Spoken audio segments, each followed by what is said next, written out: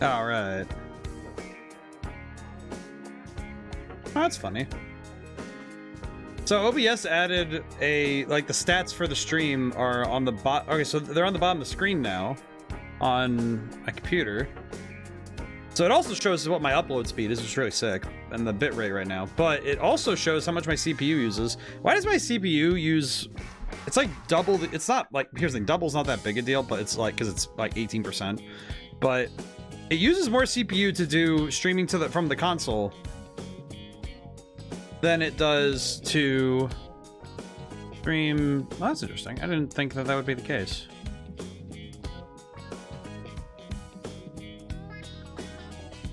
It's like double... It's like double to like 80%. That's kind of surprising. I wonder if it's just because it has to run the Elgato. I don't know. Either way. Alright. We got a lot to do today again.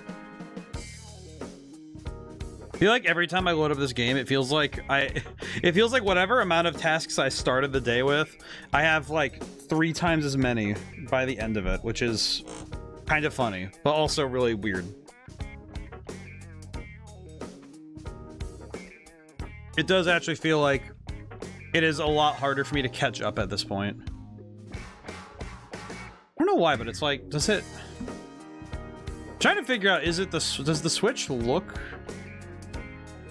I don't know, something in my brain is like, does it look better or worse? Like, maybe it's me being paranoid about like how it looks, but I'm like, it looks fine. It looks fine to me, but I'm also like, does it look good? You know? But I think it looks better than it did before, but I have no idea. Like, I keep looking at the preview and I'm like, I think it looks fine, but it's like the percentage of the screen that it takes up on OBS, because like I'm not supersizing the actual like stream preview. So here's the guy. Hi, how's it going? Okay, no, that looks fine. All right, no, it's just it's my scaled preview that looks awkward. That's fine. That's fine. If it looks weird to me, but it looks good to everyone else, it's fine. How's it going, Naroctum? Let's see. Might as well just keep going. I could do some fights while we're getting set up and ready. I could do something while we're hanging out. Ah, jeez. I stretch my neck and shoulders.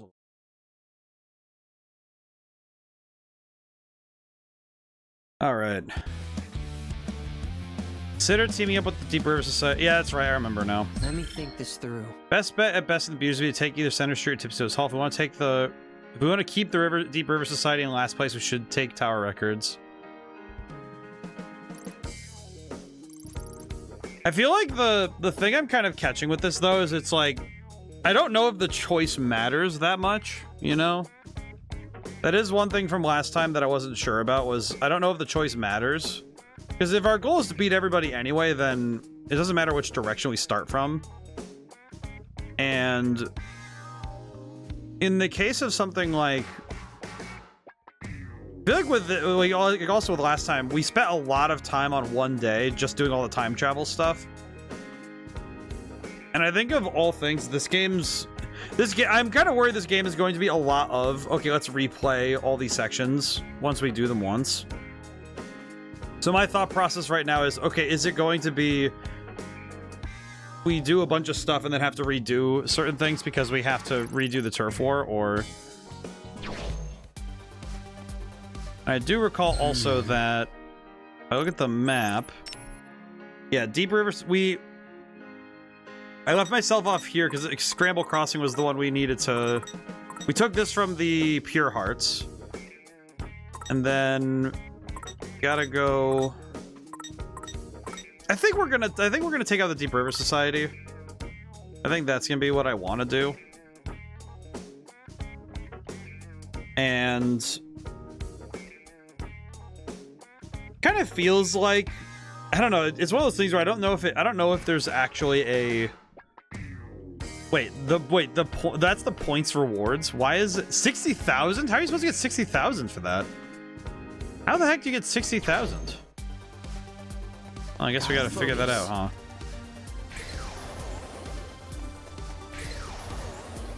I definitely think I feel like some of the setup for this particular day of battles and stuff is going to be... I think it's going to be a lot of me running around looking for things, but we'll see. We'll see.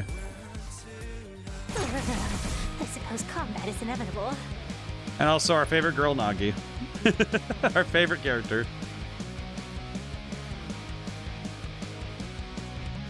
It's interesting how many times I'll be playing a game like this and my... Oh god, I forgot the elephants.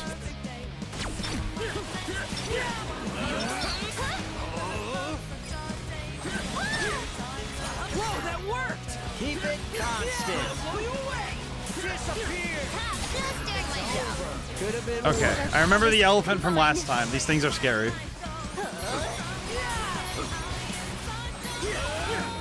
Yeah, we do not want to get hit by that. I remember from last time. I remember from last time that the elephant attacks are scary. I remember that last time the elephant attack was enough to kill me, so. Oh god. Oh, we got a lot of new pins, but in terms of the pins, I think we did end up liking some more than others, for sure. Oh, man. Yeah, I forgot that mashing in this game kind of throws my hands out of whack a little bit. I foresee no difficulties.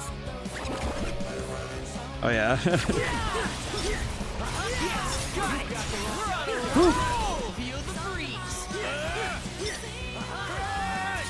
Such simple equations.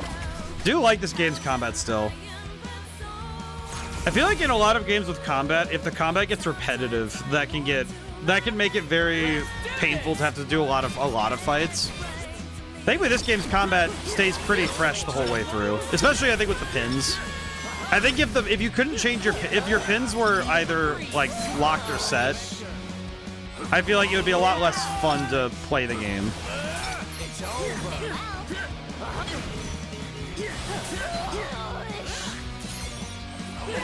Oh, get that guy. Get that guy.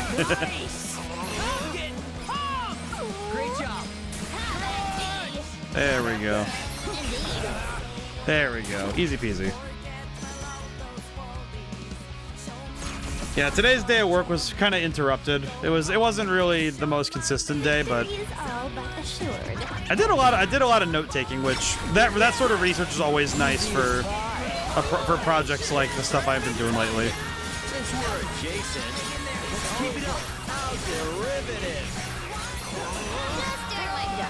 Could have been worse. Oh god, I took a lot of damage that time. Holy crap!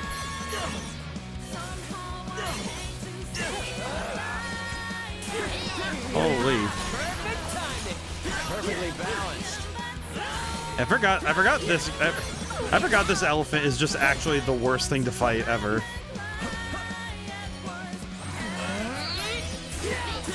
I forgot that this elephant is actually the worst thing to fight ever.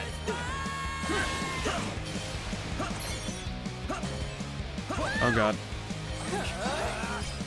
I forgot this elephant is actually the worst thing ever. These elephants actually do cost me the most HP, I think, of any enemy. Oh god. Okay. Might be fine. Okay, we're good. Thank god, dude. That is way scarier. Holy crap. Welcome in, Echo. I hope things are good today.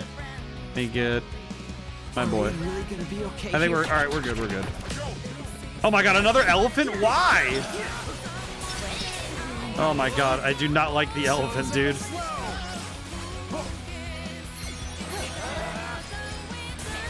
Oh god, not the elephants. Yeah, it's like, why are the elephants just... Why is it there's so many elephants in this particular fight? Jeez. Oh god. Okay. Nope. Nope, lost. Ah. I don't even think it was the levels that are the problem. It's just that it's just too many goddamn elephants. We've got this in the bag. I think it's just specifically this enemy type is my least favorite. I don't know what it is, but they are just way too strong.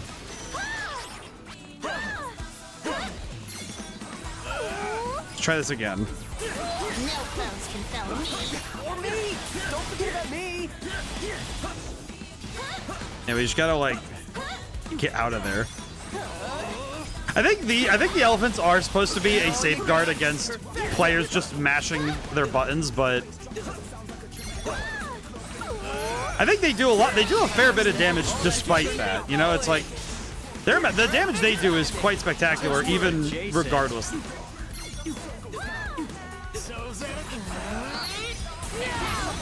Okay, thankfully we can interrupt them, I think.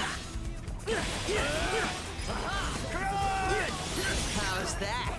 Perfectly balanced. All right, hit him. Thank goodness. Holy. I'm not sure what it is with the elephants, but they keep showing up, and they definitely slow fights down a reasonable amount, too. That is one other aspect about the elephants that is causing me some issues, too, is that they slow fights down by a considerable amount of time and energy. Nice work. Whew. All right.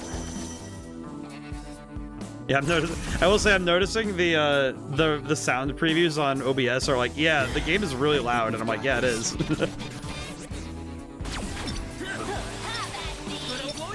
Such simple equations.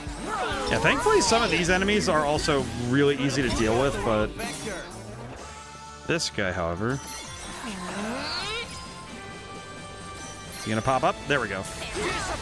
There we go. Now we can just get him. There we go. At least some of these troops I'm not too worried about. A lot of role-playing games do the troops thing, where it's just, here's your group of enemies, we'll repeat this ad nauseum. I feel like every role-playing game has that one group of enemies you just don't want to see again. Like, the particular grouping just sucks, you know? I think the elephants, this elephant one might be the one in this game that I'm really not looking forward to ever seeing again. So I think this might be the group of enemies where every time I see it, I am dreading having to fight it. Let's keep it going. You've got the wrong vector. Nice integration. How derivative. I just realized that. Oh god, that's gonna hurt. I hit him as hard as we can. There we go. What do you think? Not bad. I will say I like the spinning Beyblade ability. The Beyblade attack is pretty solid. Oh, all right, is there another one? Is it another elephant? is it just a million elephant? Oh my god, yeah, that's right. Reduction 5, another goddamn elephant. Because what else would it be? Truly. Oh god. Yeah, I feel like this enemy type specifically is to stop players from mashing buttons.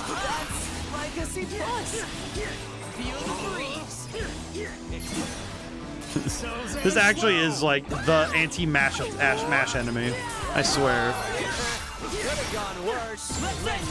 Like, this is definitely the enemy that the game uses to say, okay, stop mashing the buttons. You're not allowed to just press buttons and win. That's not how this works. That all you got? We're on a roll! Feel the breeze. Thankfully we still get moments where we're allowed to mash, but not a whole ton.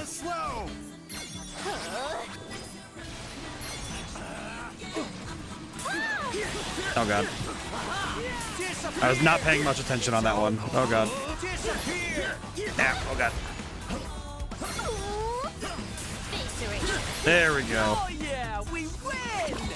Oh, that was an awful fight. That was an awful start to the stream. Holy. Oh boy. But hey, we got the one thing we did get that's pretty good. We did get Brooding Bunny. Okay, so we got We did level up, so that's good. We leveled up the pins, rather. Okay. I think I want to deal with the Deep River Society, because I think that would make more sense, but I might be wrong. I kind of feel like I should...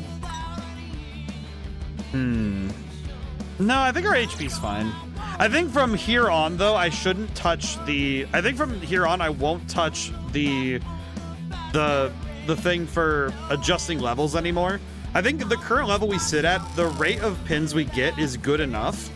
And from here, if we just get more HP, that would be good. Wicked Twisters have invaded enemy turf. Yeah, we're now in this area. This area belongs to the Deep River Society. Presumably so. Smell of flannel lingers in the air. If we go over to those guys now, I feel like the whole team up thing will be off the table. Hey, it ain't my decision to make, right? Here, it seems our society's stake on the city is slipping. Time to show what we're made of, comrades. Rivers burst its banks, but we will not be swept away.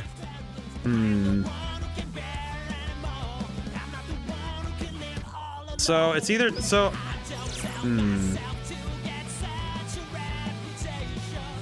trying to think of like which one. Trying to think of what to actually do. I guess the Varia Beauties would be. I guess we should take them on. I don't know. I'm indecisive, but I think it's only because I'm looking at this like, well, we have to take all of them anyway. So I don't know if there's gonna be one in particular that we have to do more importantly, but let's try and take this one. I think we'll take this one. We'll just try it. Why not? Oh, we did? Whoa. Restaurant, I can't read. Hello. Can I please buy anything from you? Come again. Sorry, lady. I've already bought everything you have. And our batteries are pretty okay. We could fill up if we need to. We have the money, too. We have extra money. We can just buy stuff. Buy stuff. Yeah, thanks. I don't think this game... It seems like this game might have dropped the... Let me check, actually.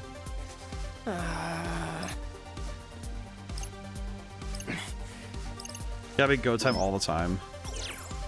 Okay, I did just have the realization. I have a question to check. Center Street.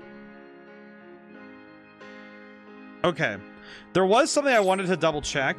And that was if this game reuses the fashion system from the first game. Because there's a system in the first game where every area basically had a particular brand that if you wore it, you got a damage bonus. I don't think that's the case in this game. It doesn't seem like it's a thing. If it is a thing, it might be introduced later, but it doesn't seem like it's actually a thing that I have to worry about with this game. At least to my knowledge. I might be wrong, but it at least seems to me like it's not a big deal. Or at least something I have to worry about right now. Okay, let me see. Welcome. Let's see. Oh god, this place has really high calorie count. Holy crap. Let's see. Actually, if everybody likes this one, he does not like that one. I forgot that our guy Minamimoto is a bit of a weirdo. I regularly forget that his food tastes are very strange. Let's eat.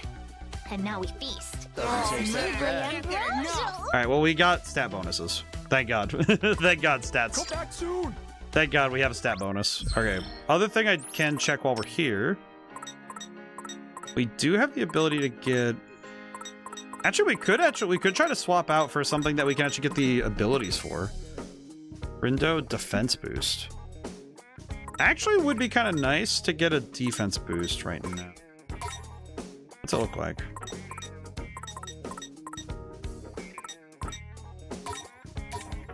Okay, it's actually worse if we do that. It's actually worse if I wear that. Got it. Ah, yes. Isn't this the one I was making fun of? The denim micro mini skirt that's like, I feel like micro mini feels like, okay, how far down are we going in terms of the XP boost? Oh, this thing is an XP. Okay. An XP boost would be huge, huh? We lose a little bit of defense, but The attack boost and the experience boost. Oh wait, do both of these have experience boost? Hang on. They both have experience boost. I see. Okay, so it doesn't really matter. But I think 5 defense for 10 attack is not a fair trade, so we're gonna keep that. Okay, wait, hang on. Can I? Ooh. Okay, yeah, we can get the XP boost though, so that's solid. Maybe we find. I gotta be honest, there is something very, very weird. I think it's maybe just, you know what it is? It's not even the implication of a guy wearing these kind of shoes.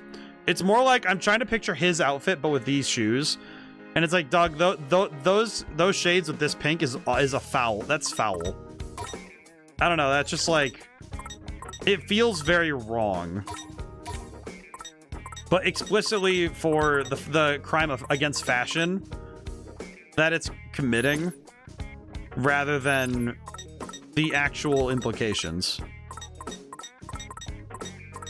Which I think is, I feel like that might be on brand for me mentally. That it's just like, yeah, that somehow makes sense. Just like, yeah, you know what? That tracks somehow. It's like it tracks in a way that it's like, yeah, it makes sense that I would be... Let's see. If I take this off... Okay, defense drops like a rock, though. Here's the... Yeah, this is the one I was wearing earlier. Yeah, that defense boost... This defense boost is huge. I want to keep that. Unfortunately, we have to accessorize in order to get better everything, frankly. Good God. Our... Don't really want this one, though, but I think... Yeah, because Nagi's defense is fine.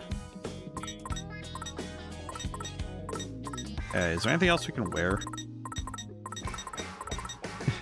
There's something very funny about... Some of these, there is something very funny about the choice. What does Motherload do? Increases drop rate by 1.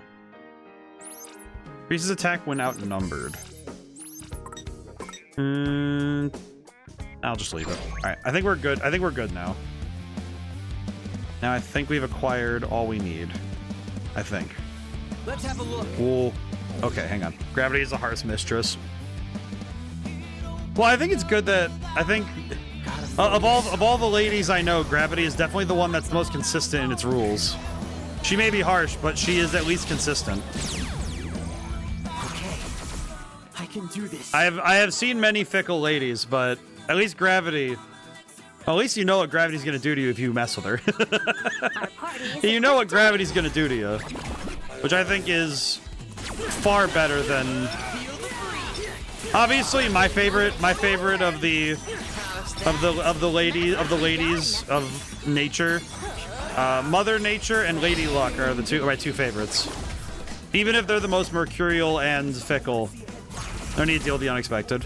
It's like Gravity's consistent, but Lady Luck and Mother Nature, those are my favorite. Hit 'em. All right, thankfully we are smoking these guys. That was perfect.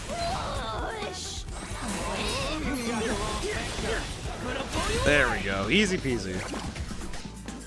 Now this fight is much easier. Please don't be another elephant. Gravity is so down to earth. Hardly even a practice test. You're spitting there, Echo. You are correct there.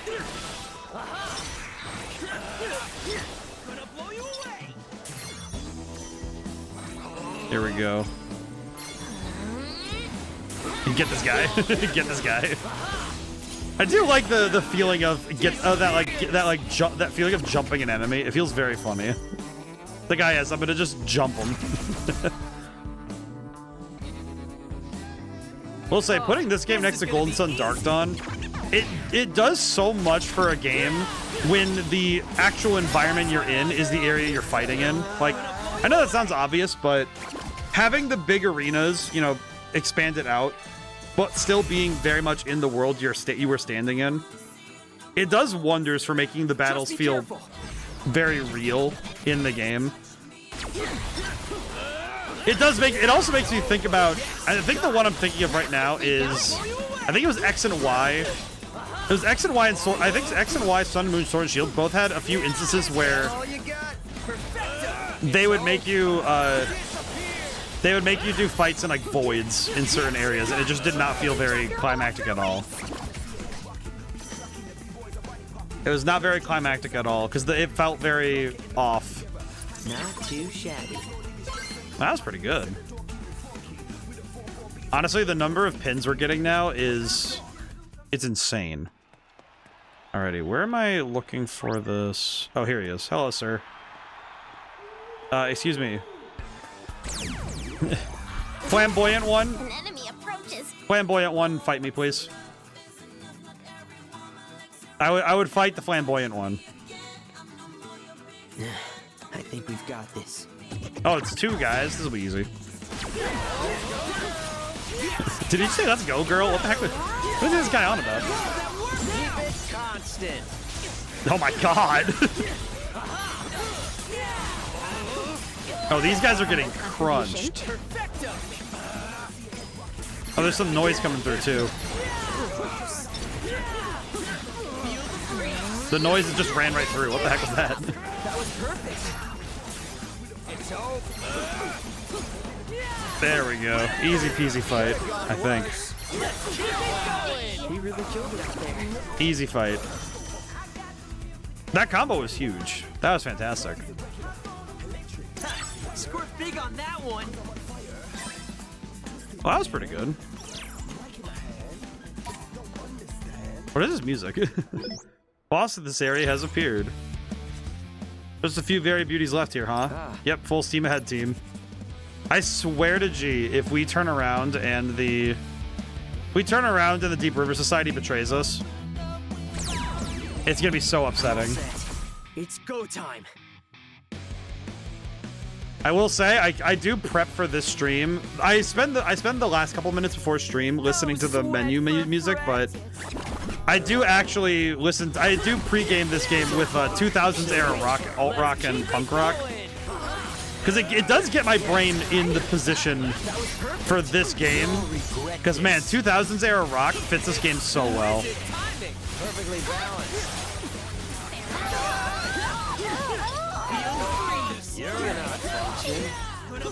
Oh yeah, we can just jump these fools.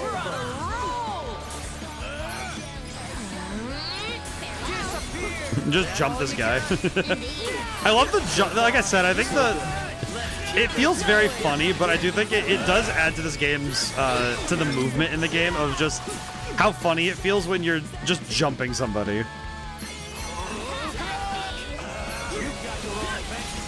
I think maybe it's because of the sheer overstimulation when you get to this part of a fight, where it's one dude getting absolutely clowned on. It's just one dude getting clowned on. Look at that. Outstanding. Naturally. We're gaining a lot of experience too, so. The Wicked Twisters have claimed Center Street.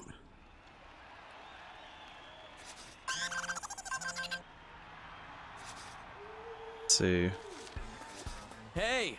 Well, bam, it's news flash time. The Wicked Twisters just took over another piece of turf, which leaves the Very Beauties desperately defending their one area. Better think fast, Queens. Time's running out. Why does he say it with a K? Very Beauties are down to their last piece of turf. Now, did the Deep River Society take one of ours? Now then. Another update on the turf situation, folks. That's about us.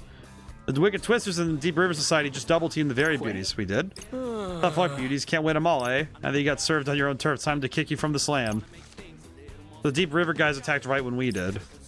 Hello, all. Current's grown rather strong, hasn't it? Thanks to you, we now got a nice little dam in place, and I can assure you, breaching it will be anything but easy. But this is your plan all along. Yes. Be warned, Wicked Twisters, the real fun has only just begun. Okay, so... I guess that means that if I look at the map... Yep, okay, so... I think we take over Tower Records. We go for Tower Records next and then see if that works. I guess that's the move. I feel like cutting them off from their main supply point will work better. But I'm seriously wondering if this is going to be easy at all. So we'll see. Ad break is starting soon. I probably could find a fight to do past the time. Let's have a look. Yeah, I could probably find a fight to do. The ad break's gonna happen no matter what, so I'll just get into a relatively... Kind of feels funny to say meaningless, but it is kind of true that it's like when you do fights like this where you're just kind of fighting noise for the sake of it, it is kind of like there's not really a reason to do it other than just because you can.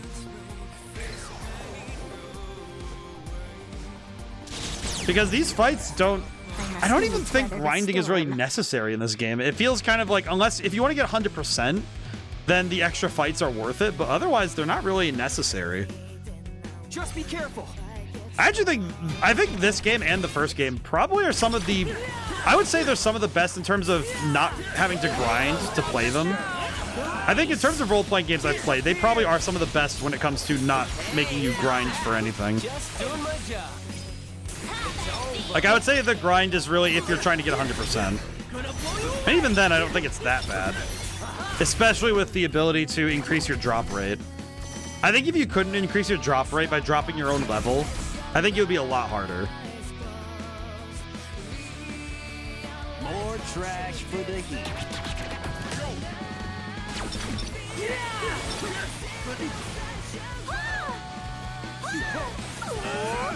Hit these guys. Oh god.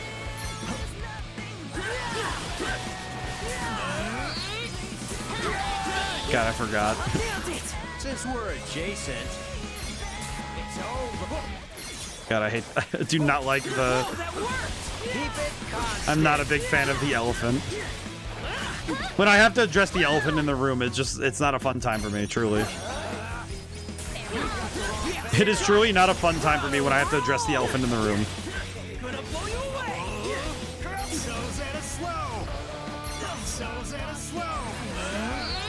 There we go. More damage. Okay, there we go. We can finish the fight, thank God. Oh God, I do not like the elephant noise. Who is generating the elephant noise? If noise is generated by human emotion, why are there elephants everywhere in Shibuya? What is happening in Shibuya that they're generating elephants of emotion? Who is generating the elephants of negative emotion? The real question: who is generating these? Someone is having some mental health concerns that they need to have addressed. Quite literally, they need to talk about the elephant in the room.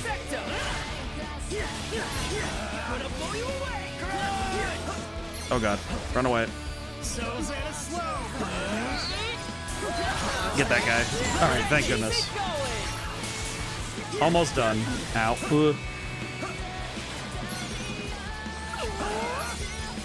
And get him. I wonder if it's because I'm using an element that they're not weak to. Because each noise does have an elemental affinity. Maybe I can find one that they're weak to. Maybe. Absolute trash. I don't know. I'll have to. I might have to look at their. I might have to look at their portion of the encyclopedia and see what we got. Oh, there we go. You know, funny thing though, this game came out a decade after. Because this would have been 2020. And it would have been, yeah, it would have been 10 years after Golden Sun Dark Dawn. It is interesting seeing how different role-playing games are now. One thing I have noticed that's become a bit more prevalent in the last few years, I think action RPGs have definitely become... I think they've become more popular, if not... But I don't think they've become the better game. I think good action RPGs have a different feeling. At least to me, I think that they have a different feeling than I think the action RPGs that flood the market. Because there's been a lot of games that would be considered action RPGs. You know, the ones where you have stats that you raise, but most of the game's victories are claimed through skill. Like, I think Lies of P and Elden Ring would be the two most relevant to our to this channel, but This game does it technically classify as an action RPG because most of your battles are real time. The big thing with, I think the distinction is that action RPGs are explicitly a real-time affair. But a lot of the genre of role-playing games is built on turn-based. You know, that sort of world space where time is relative, but also something that does still need to pass, nevertheless. Let's see, curry.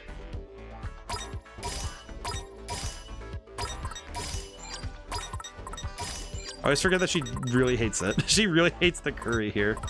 What can I get for you? I think the ice cream float and the scone.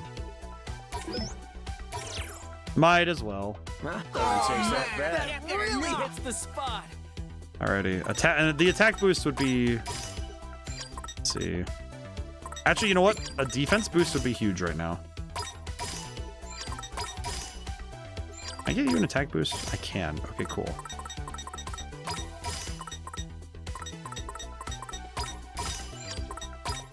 There we go. Okay.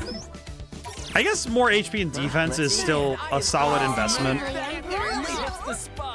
The extra stats are worth it no matter what we're doing, so still worth it to get those stats up every once in a while.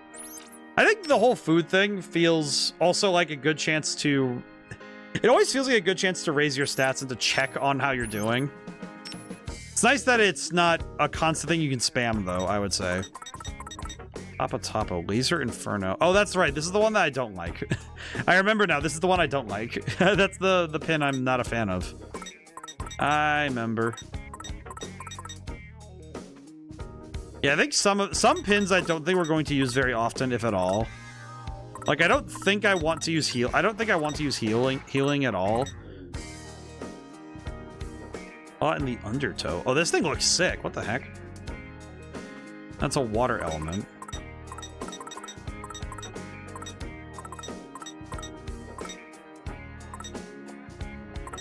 I'm not very interested in some of the more stationary attacks in this game. It reminds me a bit of when I would play Custom Robo. A lot of the stationary, like, landmine stuff, some of it was fine, but for the most part I would avoid using the very passive weapons because I wouldn't want to wait for the opponent. Gotta focus. Oh, there's a blue one over there. What does the blue one do again? I actually straight up forget what the blue one does.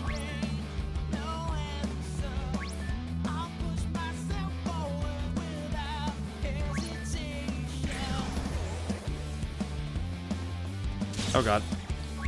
Where did the blue one go? Oh god dang it. I don't think I know where it went. Wah. I don't think I really understand the blue.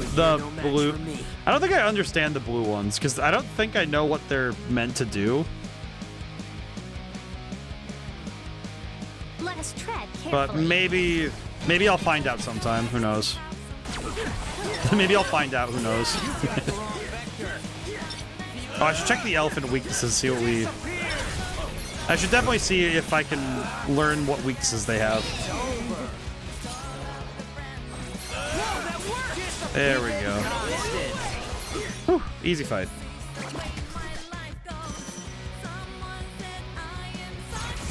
I think this game and the first game, though, have, I think, similar strengths and weaknesses with their system. But I feel like this one did something that I think the first game... Because the first game kind of was like, in my brain, I'm thinking of how it did faux 3D in 2D. Since we're adjacent. And I actually feel like elephants are weak to Fox documenting them. If they were weak to informational damage, that'd be great. I just have to do exposition in front of them. I guess it's a lot of people's weaknesses from what I understand. Apparently a lot of people are weak to getting exposition thrown at them. So I guess that's reasonable. Maybe that's just the way it is. Oh right, I just remembered that Persona 4 Revival, they revealed some of the voice cast. And one of the main characters of Persona 4 is going to be voiced by... I believe he's the one who voices Rindo? I'm going to double check just to make sure. But I think it's... Let us tread carefully. It's one of those ones that's... Is that a T-Rex? Who's got the T-Rex noise? Whose emotions are creating T-Rexes? That just shut off all my... nothing matters right now. Hang on. This T-Rex has all my attention. Oh my god. who on God's green earth is... Oh my... It did 300 damage with a single swing? Oh my god. Oh, this thing could actually kill me. This thing could just act... I say that, and then... Okay, that thing does a lot more damage than I anticipated. Holy brother. Why does he do that? He is equipped to win. Why does he do so much... Like, I mean, well, it's a T-Rex. That makes sense. But still. 300 a shot? That's a fifth of my health bar. Even if I was using the... Actually, come to think of it, even if I was using the other... Like, the higher HP, it would have been... Yeah, that would have been... Just be careful. Yeah, Paul Castro Jr. I remember. Next pin, survive 3 attacks from T-Rex in a row. The next pin I unlock, they're just like, yeah, listen, man, you get it. I mean, if I beat the T-Rex, I'll probably get something good from it. Because usually these harder enemies do give good pins, so... Hopefully that'll be the case. So far, so good. Okay, I need to save my groove for that. I was not anticipating the T-Rex.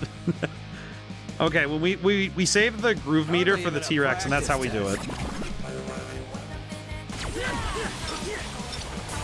I'm wondering if it also might also be another case of do I have the right elements to deal with it?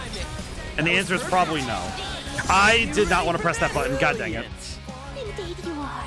God dang it. I pressed the wrong button. I saw flashing buttons and went, ooh, I should press it.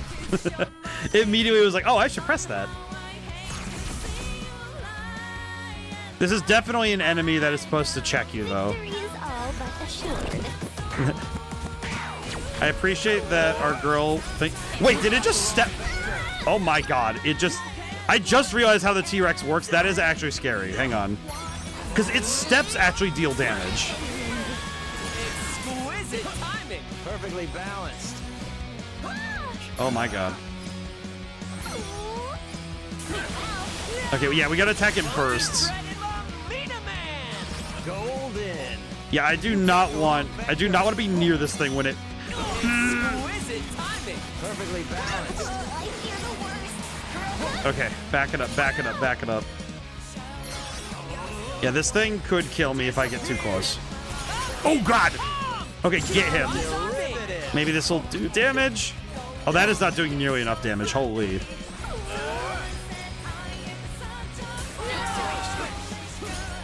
Oh my god. I do not like this thing. I don't like how dangerous this feels. Oh my... Oh, not like this, dog.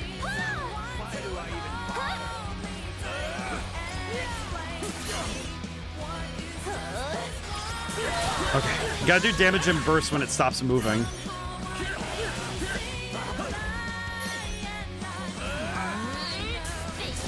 Okay, back it up.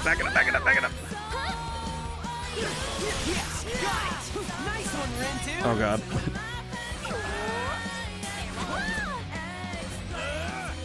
My god, please. Thank god.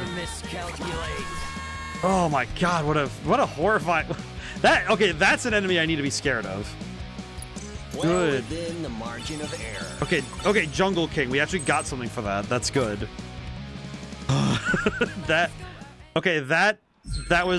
That's worrying. Okay, what does Jungle King do? Rapid tap.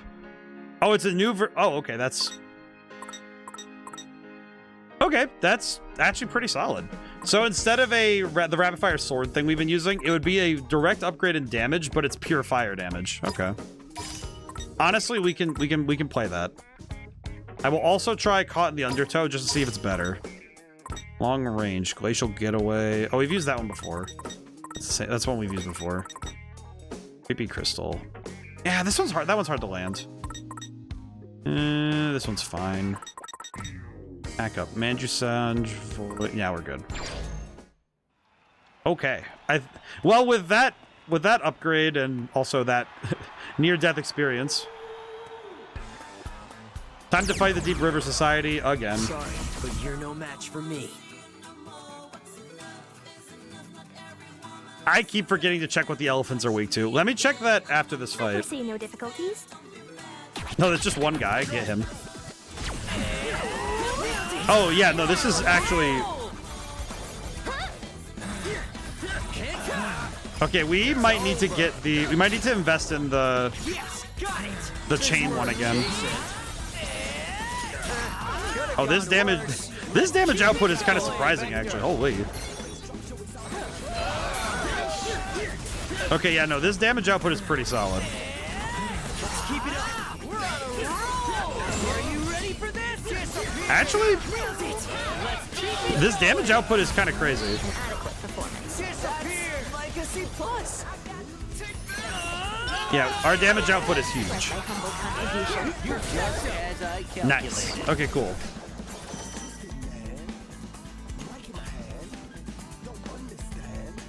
It is an honor to be recognized.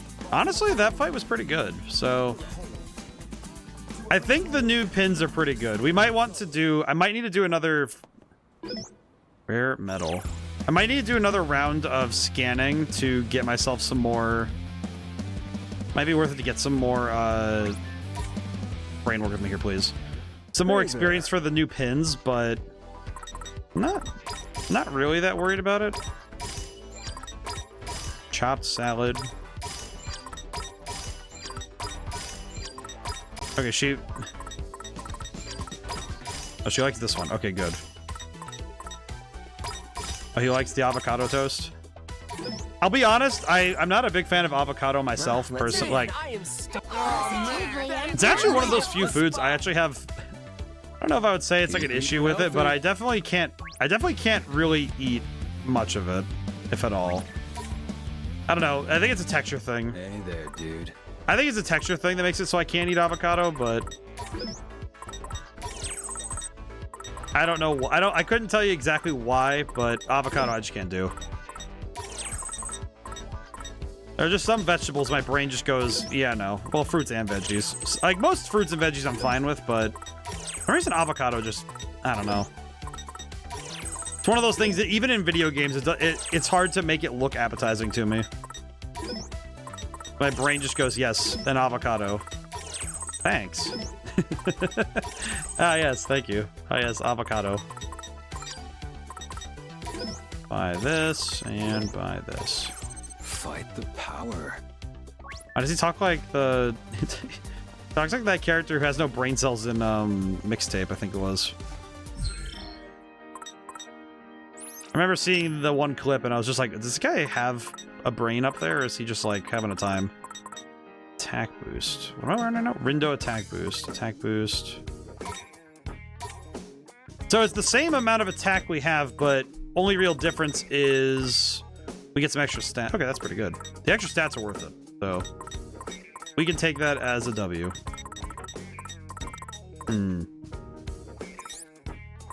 Random stats. Yeah, these the new stuff isn't really... I don't think we've gotten anything that's better style-wise yet. Yeah, I think right now the clothes are gonna stay where they are.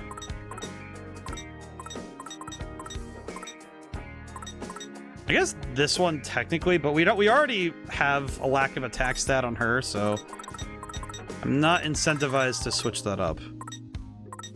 Yeah, we're good. Okay. I guess I could check the other shop while we're here and double check. So I think this one... Isn't Tower Records just music? Yeah, it is. Hello.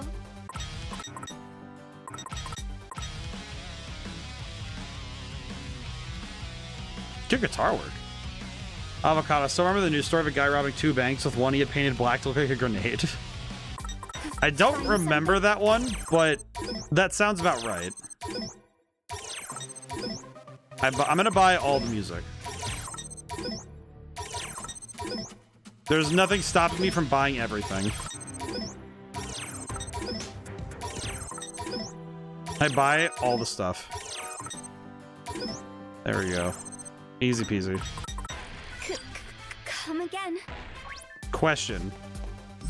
Did buying all of that unlock the... Where is she on the social network? Because I'm pretty sure that gives me... It did. Oh, wait, I already have this one. God dang it. I already knew her. God dang it. I mean, still worth it. Can I activate this one? No connection established yet. Honestly, fair. Okay, I think we're good.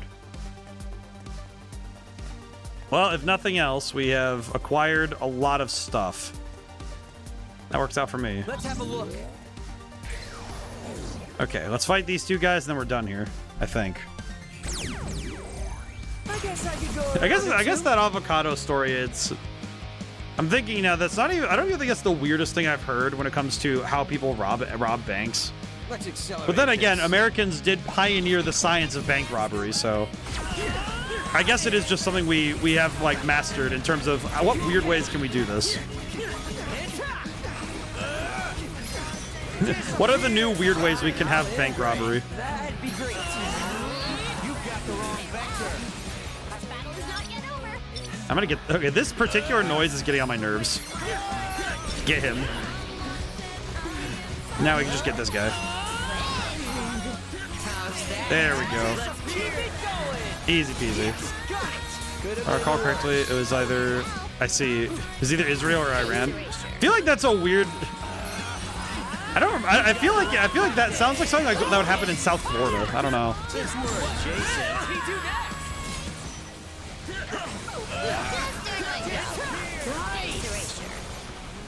I'm gonna just chase this guy. Chase this guy. But I know like train robberies were a thing that we're also like we did a lot of weird stuff to figure that out. Truly, the greatest pioneering science in all of American history. How do we... crime. That's how I looked it up. I mean, I would imagine something like that probably happens. Like somebody training an alligator to rob people. Oh, there's still a whole other guy over here. Still a whole other dude who needs to fight. Oh, God. There we go. Yeah, lots of damage. We're good.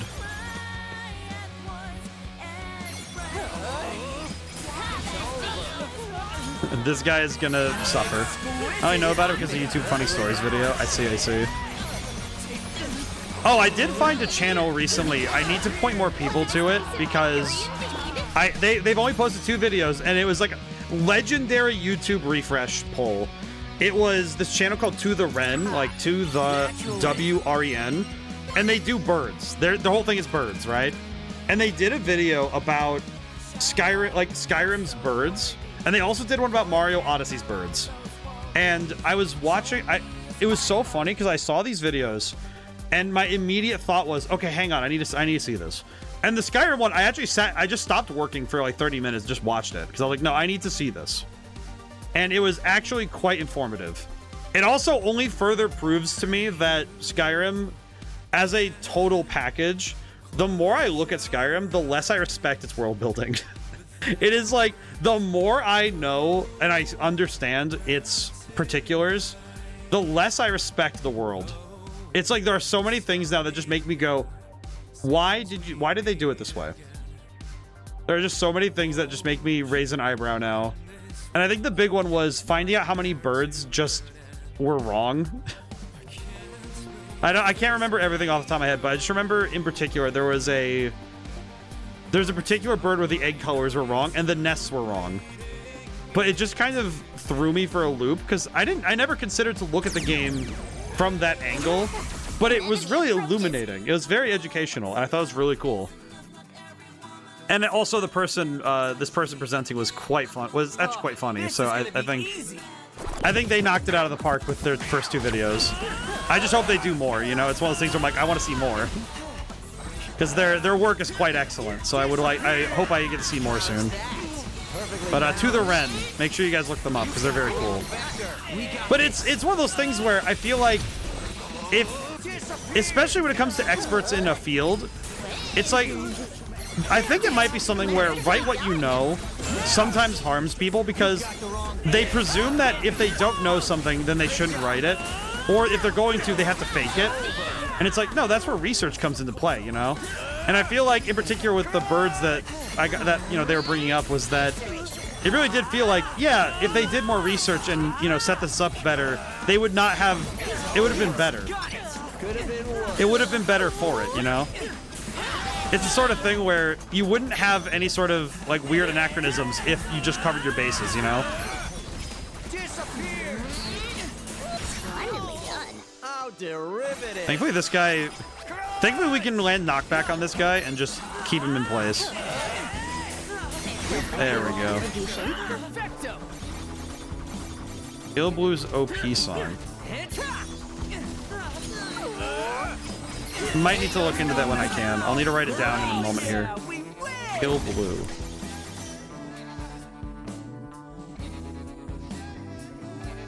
I'll take a gander when I can. Too shabby. I'll probably have to look it up after stream when I'm doing my post stuff. Boss, this area has appeared. All right, we're on the way through. Just a few deep river societists left, huh? Let's do it. Looks like it. Let's do this, team. I'm grateful that this team is coming together. I really hope we never have a moment where the team just turns on themselves. Hello again, dude of glasses. All right. Who wants a piece of Fred? I don't know why, but the particular hairstyle of this Deep River Society member always confuses me. Let us tread carefully. I don't know why. No worries. No you music, so I want to share. Yeah. Let's keep it up. I always appreciate it when it's like when somebody drops stuff for me to go look into. Since we're adjacent. It does actually, to me it's like it's always also nice to see more. Fine, I'll integrate. That'd be great. I like learning about new stuff. I think that's the big goal for any creative should be to constantly learn more, not just of their own fields but of others. I think that's why this whole that particular channel focused on ornithology and video games. I think it was that's why I thought it was quite excellent to see, because it feels like a new angle to observe the world building. You've got the wrong vector. One of those things where it's like, yeah, the world building through this lens is a very different place to observe. Because it considers, you know, like, oh, the environment, the ecology, and the way that the ecosystem is built is actually quite important to think about. Golden. Especially when it comes to writing a fictional setting, it's like, it doesn't need to be real, it just needs to make sense, you know? Yes, got it. So the fact that they have real life birds, it's kind of like, okay, but then how do these birds integrate into the world building of Skyrim? And it's like, I don't know if they do very well. I'll get that guy. I think the only downside of this particular pin set we have is that it doesn't quite jive well in terms of combo. Like, our combo potential is a lot lower with this pin set. Thankfully, our damage isn't having any issues, though. You've got the wrong vector. There's still 2 more? Holy crap. It's over. Alright, get this guy. How derivative. There we go. Fine, I'll integrate. That'd be great. Can I please get another sick? It's over. There we go. I'm actually kind of surprised we haven't gotten anything else, but... There we go. Nope, never mind. Never mind, we're not getting any more meter. Yeah, we're not getting any more meter, that's weird. Like, I was kind of expecting we'd get more meter, but we just weren't. Perfectly balanced. Oh well. Interesting. Oh well, we won. We only have 7,000 points. How are we supposed to get 60,000 by the end of the day? I feel like we deserve better. I'm a little confused how we're supposed to get 60,000 points, but now I'm kind of scared that... I'm scared this is going to like whip out in some strange way.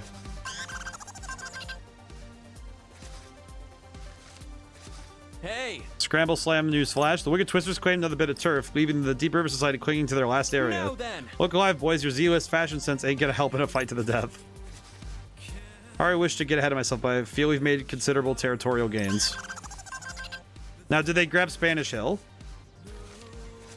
Hey. Yo, players, open your ear holes nice and wide, because it's time for another update. Another one? Wicked Twisters continue to sweep everyone that stands in their way. Only 2 areas left until the city's theirs. The other teams better take a good long hard look in the mirror. This is getting embarrassing. So close. Sure are. Okay, now the question is... I'm guessing that this is when... I'm guessing this might be when we end up with some kind of... Gotta focus. This is probably when we end up with some sort of hiccup in our plan. Let me think this through. Okay, I'm gonna go to... Yeah, I'm gonna go to Spain Hill first. I don't know if it'll let me claim the territory, but it might. It's making me wonder if the choice will matter, you know? Let's have a look. I heard that. Numerous. Oh god. Oh my god, the number of noise. I just realized how many there were. Oh god. Ah. All right. God dang it. A piece of fresh? God dang it. I wanted to actually start the... I wanted to get chain 5, but I guess we're gonna get 1. More trash for the heat. Also, we're at the hour mark. Hope everyone's doing good. I hope everyone's got good plans too. This weekend's supposed to be a good one. Let's keep it Hope everyone's going. able to settle in for the weekend. Especially because we have... I never Next weekend is going to be very busy for at least Americans. So, hope everyone's able to have this weekend be a bit quieter by comparison. deliver perfect results. Hopefully, it'll be a little less boisterous this weekend. Because next weekend's going to be the big one.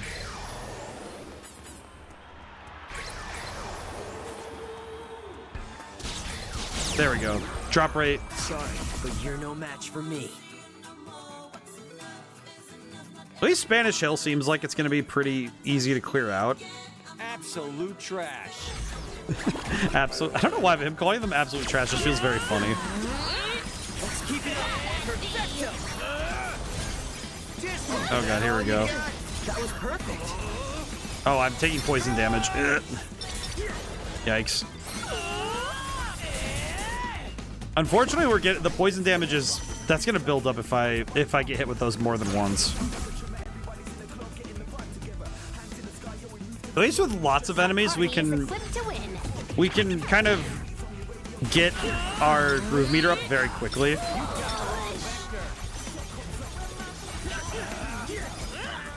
over. Let's keep it up.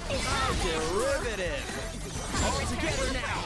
Okay, let's just hit him, I guess. No stop us now. I think just kill him. Just kill him, I guess. Excellent. Thankfully, these fights aren't too bad, but I think the one thing with this game that I am finding is that I think maybe if I'm thinking about the amount of fights we've done over the course of this game so far, I do think this game has been a bit, I think it's been a bit more combat focused than I think the first game. This game has more combat, I think. Might be equal though. I think it might be closer to equal. It's over.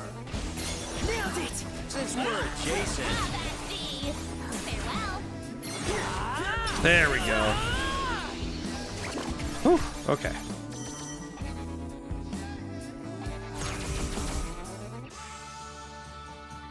Yeah, 7,000 when the prize is at 60 feels... Like I said, I think there's something about that that raises an eyebrow. Let's keep it up. Let's end this. Should do... Oh god, that... Okay, that definitely almost killed. Holy. Okay, thankfully these birds are not... They're not a problem.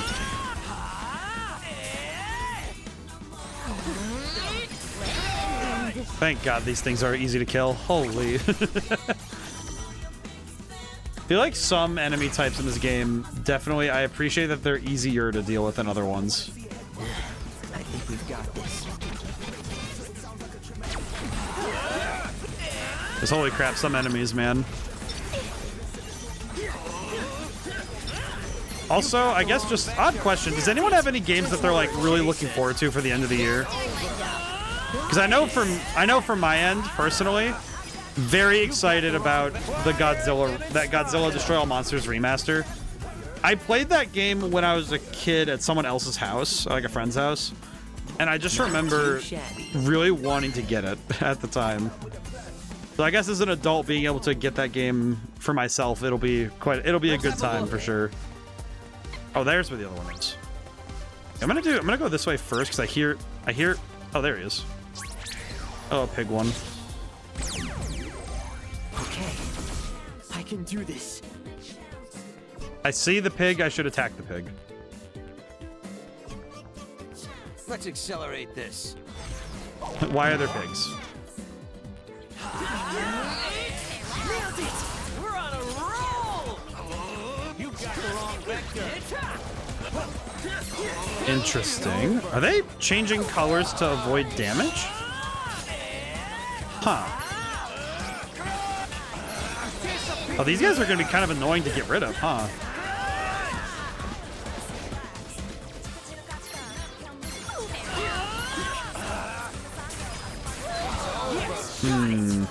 Spectacular. Just as I calculated. What just happened? Did we win? Perfect calculation. Oh, we got Axion for that. Okay.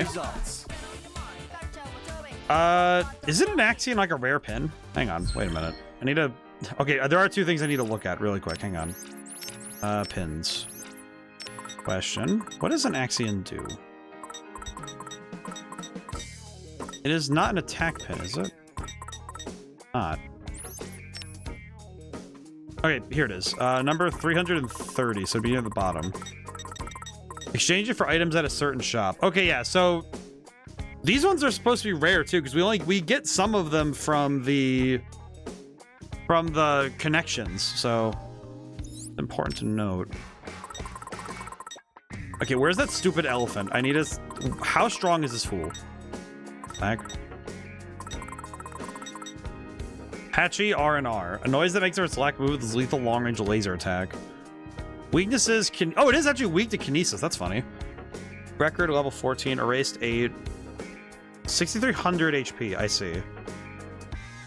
Oh, we only got its normal drop. We didn't even get the hard or easy drop. Interesting. Okay. The same thing for the Distortious Rex. Interesting. Okay. What is this thing?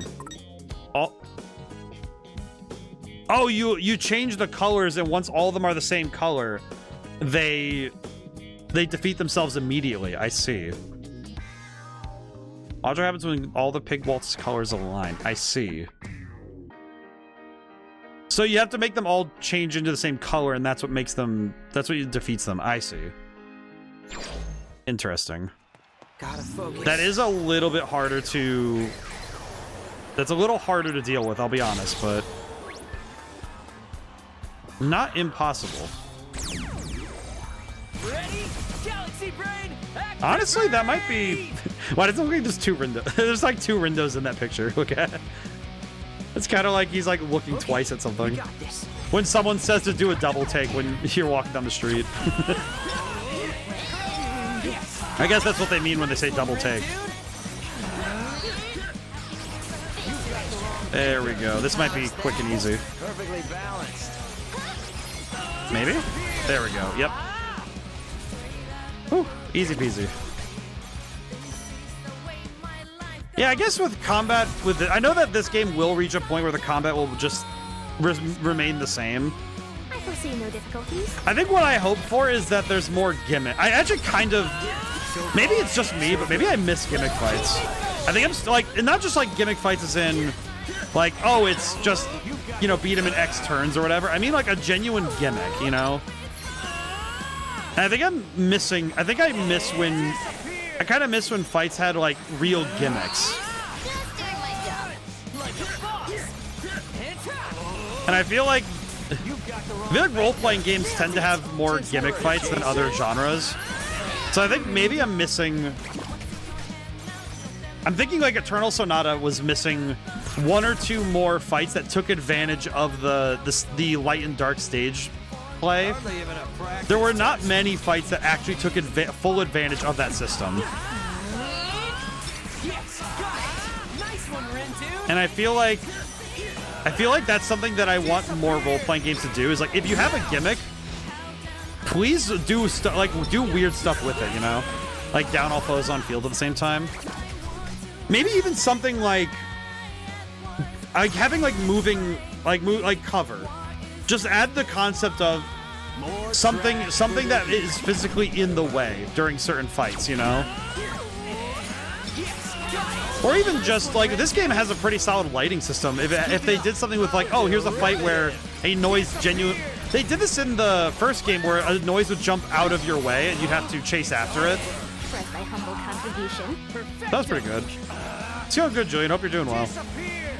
But I seriously think that like the first game did have another gimmick where you had to have Shiki destroy a certain device to turn the lights on. Like, no, she had to fix a device. She had to do something to a device to fix the lights so that you could chase the noise up into the rafters. I thought that was really cool because it's a unique play on the system. And it also utilized they had to change it for the Switch version, but it utilized the dual screen method because you had one half the screen showing what Shiki's doing, the other half showing what Neku's doing. And I thought that was super neat. But I think having genuine gimmicks, it's like having a timer is fine, having certain restrictions on battles is fine.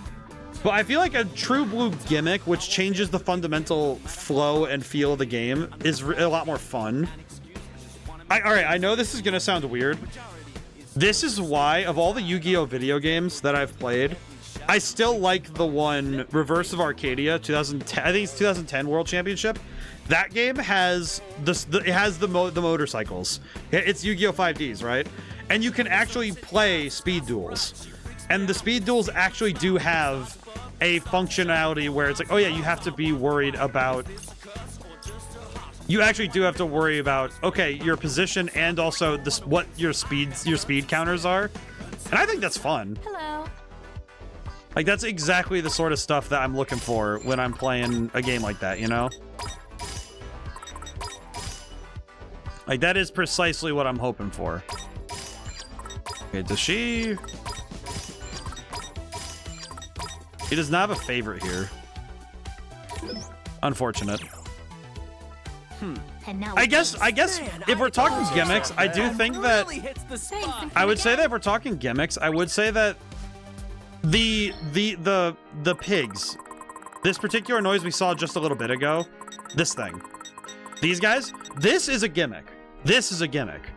I think this is what I'm hoping they have more of in the game, you know? Like this sort of thing where it's just, here's a weird gimmick enemy, but I really want a boss fight that is a gimmick. I know it sounds weird. It's like, here's the thing. You can't rely on smoke and mirrors, tricks, and flashy, weird stuff. You can't rely on it. But I feel like it's easy to take the wrong advice from that of don't do really weird out-of-pocket stuff. Because some games are made better by the fact that you try something weird. Was you ever suggest FF9 Reverse Tower despite it being implemented poorly? I would say that one is still at least an attempt at it. It's not a well-explained gimmick.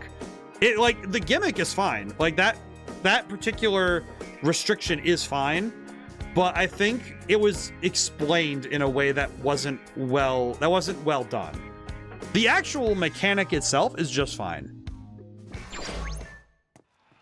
If I'm thinking though of like certain, I know that Persona 5, some of the palaces had pretty solid puzzles and themes, and those are technically a particular that's a particular twist in your mechanics. Those are you're adding new twists to mechanics that are already shown. The key is have a core set of mechanics that make sense and work well, and then experiment with what those rules entail more so. The idea is that you make a good set of rules, and then from there you can implement them in new ways. The master class of this is Portal. Portal and Portal 2 are the masterclass of how to do this. Where it's like, okay, here's your new thing. Like the introduction of the laser of like the hard light walls, the hard light pathways, the implementation and the expansion of that mechanic is really well handled. But if you actually look at it, it's like, yeah, this is a weird thing to add to the game. Like fundamentally, it's a weird thing to add. But it works so well because it's something that makes the levels that they're in really, it gives them a unique spin that you just wouldn't get if you tried to implement something closer to just, oh, more Portal stuff. But sometimes the things you implement don't need to be 100% related to the mechanics at the core of your game. Because you can get away with adding stuff that isn't quite from your genre, as it were. Actually, I guess, funny example of breaking genre to do exactly this. Pokemon Sun and Moon does have one of the challenges you have to do, one of the trials, is a full-blown first-person horror game where you play Fatal Frame. And that's hilarious. Like, you actually play Fatal Frame for one of the trials. And it doesn't even make sense. It's like, it's the most out-of-pocket thing they do in the game. But it's hilarious. And it's a really fun change of pace, because it's like, oh yeah, go find the Ghost-type Pokemon. And it's like, oh, okay, cool. So, why are the Ghost-type Pokemon actually jump-scaring people? And that's actually a fun implementation, you know? But that's exactly the sort of thing I'm talking about, right? Where the idea is you want to introduce something that is a fun and, you know, a unique twist on your current play. Because it actually does give the player a fresh mind to work on, because they're trying something different outside of what they were doing earlier. And that's pretty important. It's one of those things where one aspect of waking your player up, you know, getting them to see your game again, is, you know, get back in. A big part of getting your player to stay focused is giving them new things to see. So I think that that's the sort of stuff that in role-playing games is really fun. I think, you know what's funny? I think Dark Souls and the Souls-like games are the ones that people hate gimmicks the most, because gimmicks strip away skill. Because it's pretty much you figure out the specific tactic that the game wants you to do, and then from there, the game basically becomes, okay, you have to just do the thing you were taught. But personally, I find those fights to be more just like a fun puzzle to engage with rather than being a fight. Because some particular boss battles that follow under that gimmick title, the word gimmick's gonna mean nothing by the time I'm done talking, but those particular battles are more like puzzles, and a lot of times those games don't want puzzles. They want grander and bigger spectacle. All right, wrap that one up real fast. Such simple equations. We're on a roll. Easy peasy. At least the frogs are easy to deal with. Thank goodness. All right, could have been worse.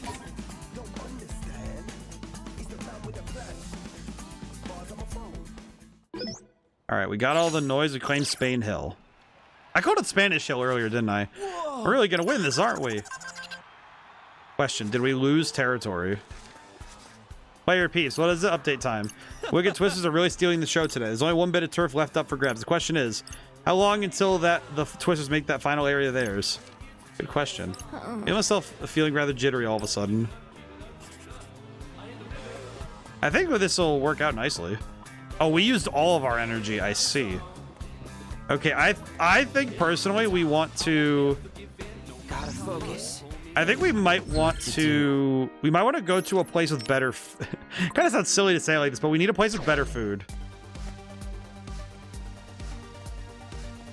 Let's see, Tipsy Toes Hall. Yeah, we're gonna go to Tipsy Toes Hall after we get some better food. Let's see, lovely looks. Let's check what we have in the store. Hello there. All right, I'm gonna buy everything. Glitter beam. Oh, this one's a rapid tap. Oh, that's good. Ooh, that one's pretty good. Okay, that looks pretty nice. We're gonna take a look at that. do come again. I do love the stores. Well, howdy. Have a good one. But if anybody has... Does anyone else... Are there any other, like, examples we can think of gimmicks in games that are... I'd say role-playing games. We can open up to other ones. I think... You know what's funny? This may sound like a very simple one, but one of the most basic things you can do is just having a different shaped field in a sport. In a sports game, having a different shaped field is usually enough to be considered a gimmick, you know? The one I can think of off the top of my head, in terms of like fictional sports, the one I can think of for gimmicks, I'm thinking there's a particular, what the heck is it? It's like, I know Rocket League has some like weird fields in, there's some of the older sports games had weird ones. I guess technically you could say Mario Tennis having the different, and also tennis games in general having the tennis courts. That's technically a form of field change. Speaking of Final Fantasy, though, I want to see on my own time how much different the versions are between each other. Now they patched the OG glitch with acquiring skills into the initial version. Which Final Fantasy? You're saying OG glitch, but which is? Do you mean like the first game, or do you mean like, or do you mean Final Fantasy 9? I know 9's got some differences for sure. At least from what I've learned, it seems like there's some differences from the original. Just limit your T variable. I love just limit your T variable for time. All right, let's see. Center Street. Let's see, where do I want to get food? Oh, you know what? Glutton for gluten? Have a seat. Have I been here before? I don't think I've been to this place before. I might have, but...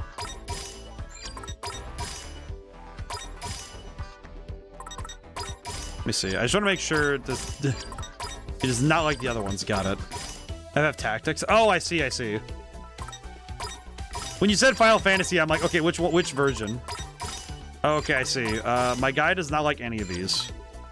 Guess I'll go with this one. He doesn't like ramen.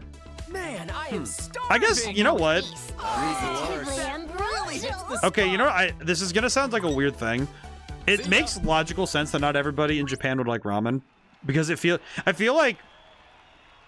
Do you think? I guess my thought process is considering. Do Japanese people have the same? It's like stereotypical foods in every country. It probably has that feeling of, do you think we eat this every single day? And it's one of those things where no, we don't. And some people really just don't like their own, like the stereotypical food of their country. It's like asking Americans if they eat hamburgers and hot dogs every day. Like some people do, but they're also very unhealthy. So, HP. Holy crap! Whoa. God, does anyone have the style to wear that? No, they do not. Good God, the sheer boost in power. The sheer boost in power in this is crazy. If I could keep the attack boost, I would probably wear it, but I would not, so we're not going to worry about it right now. Oh, this one's just a boost. That's good. Okay. Ability. What does regen do? Regularly restores a small amount of the team's HP throughout battles. Style 33. Oh, you know what? Actually, can I wear this? Honestly, the defense would be better, and we could get regen, so that's just fine. There's one type that smells disgusting. It depends on the type of ramen. There's one type that smells disgusting if the anime I saw is correct. I mean, I feel like every food has a version of it that is not, that's not very good, you know? That's recommended. But it's because if Nagi wears it, but the style says 170, so we're not getting there yet. Wait, how do you get style of 170 with Nagi? She starts at like 20. It's 150 points. That's like a considerable time sink to get that much pointage.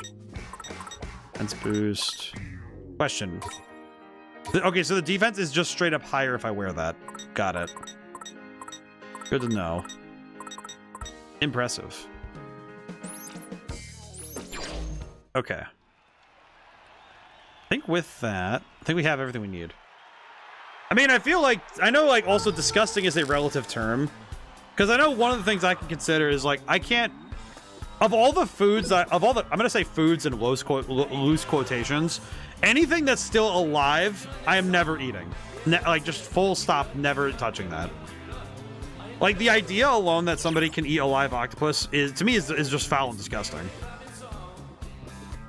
Am I going to tell somebody they can't do it? No, but I'll tell them they shouldn't because that's wrong. That feels wrong to me. Come on in. That's the sort of thing that I'm like, God, why would you do that? Well, that's definitely oh God, I forgot the street. I forgot the street of the rotating street. All right, let's see. Hello. Can I buy more of these? Oh, I can buy more of these. You know, I'll buy one more. Thanks a bundle. Thanks a bundle. I love how he says thanks a bundle. I feel like there are some foods that are just like, why are these here? You're a Chiba. Oh, you know, I'm gonna buy stuff from this lady just because I'm curious. And also because I have money. Thanks a lot for coming. I have money. What is stopping me from just buying stuff? Hi there.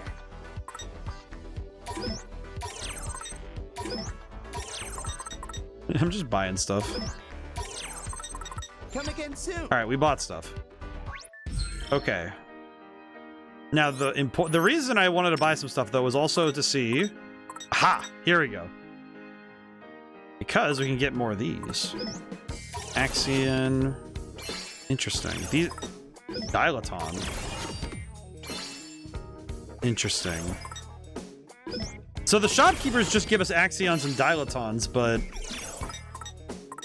why? I think I'm more curious why they're giving, why it's specifically stuff like that. But maybe it's just because it seems a bit, I wouldn't say random, but it feels a bit strange. Akata, tonkotsu, ramen, or luosifen smells foul. And if I recall correctly, the anime describes it as being made similar to cooking raw in flesh. Well, that's disgusting. God dang. I'm guessing it's a specific place, like a specific area that has like a very long tradition of it. Yeah, it's like haggis. Probably a similar idea of this food has been made for hundreds of years, so we're not going to stop making it. And I'm gonna say respect to the bit, but holy crap. Respect to keeping that up, but like, it does seem like the sort of thing that is concerning. Let's see. That's an attack boost. This is HP boost too, but I prefer the attack boost. All right. Excuse me, sir. I need your services for battle. All right. Who wants a piece of fret? Kind of wondering now how this is going to play out, because it feels like we're just doing the turf war and that's it. Let's accelerate this. So I'm wondering if this is going to just be what we do. Could have gone worse. Masterfully done. Such simple equations. All right, get this guy. We're gonna send this nerd to the stratosphere. Nice integration. How derivative. Let's keep it There we go, easy peasy. Oh my god, that guy hit the wall. There we go, easy peasy. Let's keep it going. All right, give me that guy. Give me that guy. On my mark. Thank God. How derivative. I like that it's like whenever Fret tries to steal his line, he says how derivative. I think it's funny. That all you got? Most spectacular. Very good. It is a good line. I think writing math-based dialogue must be one of those things that just, it either drove somebody nuts during the writing of this game, or it was something that they had a lot of fun with. No in between. It was either very fun for them or it was very annoying. That all you got? Indeed. Here we go. Hit him. Disappear. There we go. Big damage. Are we awesome or what? Big damage. Okay, I'm really trying to figure out how we get 30,000 points at this point, because there's no way. professionally. How are we supposed to get 30 to 60,000 points? Get an update? Today I didn't do a whole ton. I did some note taking for the part-time job, and I wrote out some notes for my own work, but it wasn't anything particularly explosive, nothing really like big strides. It was mostly little steps and more planning. What's the note taking about? Mostly just mostly like little notes about the chapter I'm on right now. And also stuff for I also have 2 other books on the back burner. So I'm working on those as well. And those books, it's like, okay, I want to make sure that if I come up with new ideas, I write them down. And those 2 books are going to sit on the back for a little bit, but it's good that I write things down if the ideas come to mind, you know? It's like if a story or an idea takes me, I should probably chase it and see where it's landing. Because otherwise it's kind of like, okay, what am I doing to keep my stories together, you know? So that was definitely, it's important that I make notes about that stuff. And for the part-time job, it was just that I'm trying to plan out how this next thing I'm gonna write in the code is gonna work. And one thing I have been finding is that a lot of the code that was written in the thing I'm doing now, that I'm trying to fix, a lot of it's stuff that could have been done a bit more efficiently. You know, it needs some refactoring. And refactoring code is kind of a pain in the neck because you want it to work the way it did before, or at least, you want it to be the same idea. But you need to do so in a way that is fundamentally different. So it's going to be a little tough to refactor that code without having to rip things out and put them back in. So I'm expecting that it'll take some time to get that all where it's supposed to be. You'll regret this. So it's one of those things where I had to sit and write in notes in the code and comments, and from there I'm going to do the rest of the writing. But it's one of those things where you want to write up your plan first. I think when it comes to writing good code, you want to write out your plan first and then start coding. And I'm doing this kind of in reverse, where it's, okay, we've already done a bunch of stuff, but I have to make a plan on how to rewrite these things. So hopefully my plans for that refactor are well established, you know? Hopefully the plan I came up with will work nicely. But I'll find out tomorrow when I try to implement it.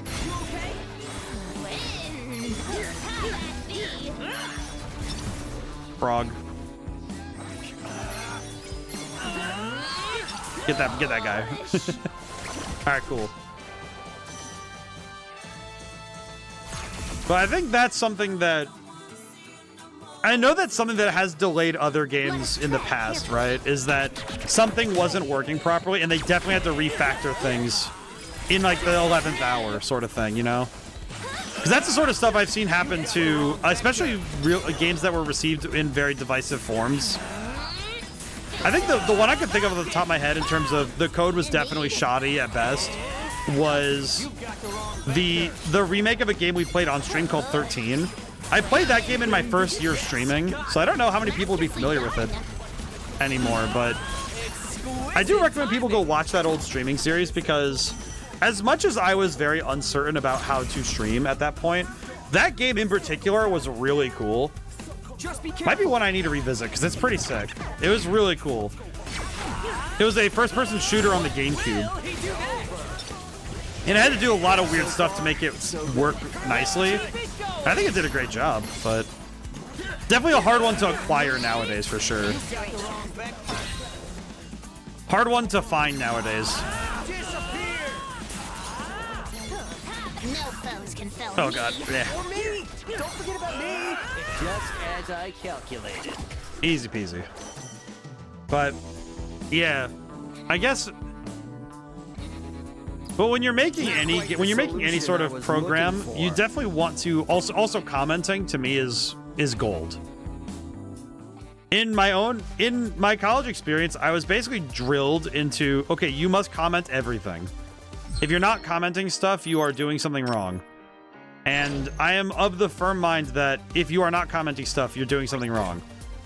Even if it's just simple, even if you have a like 3-line function, have a comment above it saying, here's what it does, here's how it works. Basic stuff. But just having comments in code means that when you figure something out, you never have to figure it out again, because you've already done the hard work, right? Why does he like that?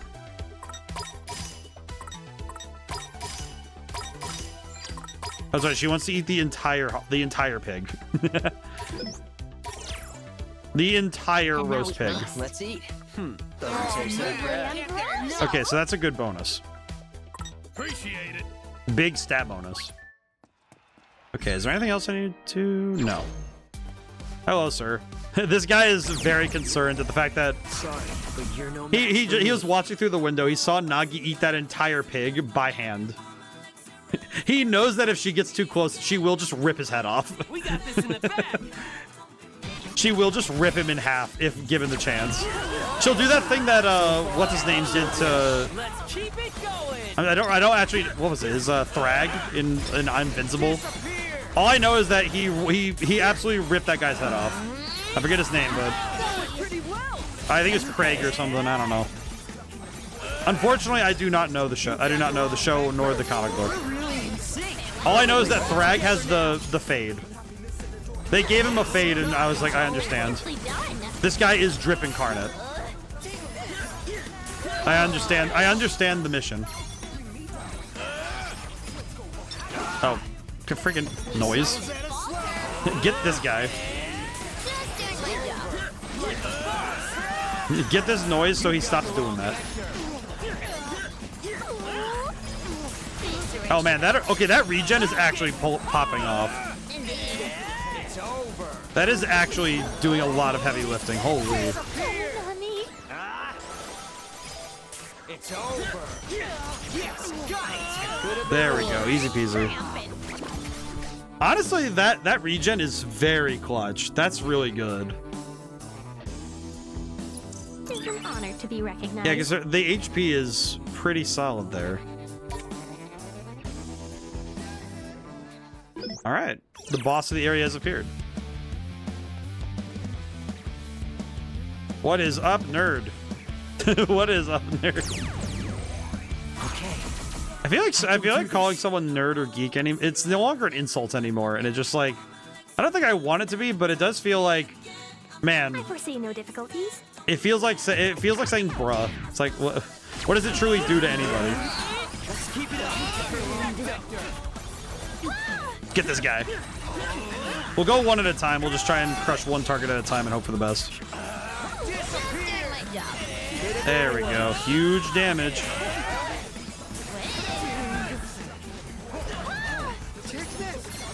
There we go. The big damage. The big... Ooh. I forgot that our groove gauge can be filled again while our current thing is up. There we go. Easy peasy. Honestly, these fights with the humans are probably the easiest ones in the game. Like, some of the noise is really easy to deal with, but these guys are remarkably easy despite their power. Like, I don't think we've had a fight with the humans where I've actually been pressured. Because these fights do not put pressure on the player, for sure. Yeah, here he is. Just send this guy to the Shadow Realm.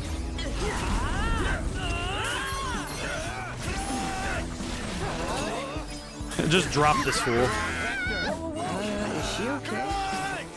Thankfully, like I said, I think it's because these guys don't move very fast. I think that might be the problem.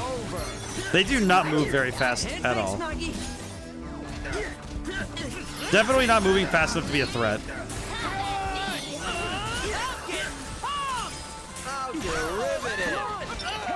Oh, there's one more. Has he just been back there this whole time? Why? Why has he just been back here this whole time? I think the wind kick might be the one attack that is causing me some issues with the comboing. Because it seems like the wind kick is kind of messing my combos up a little bit here.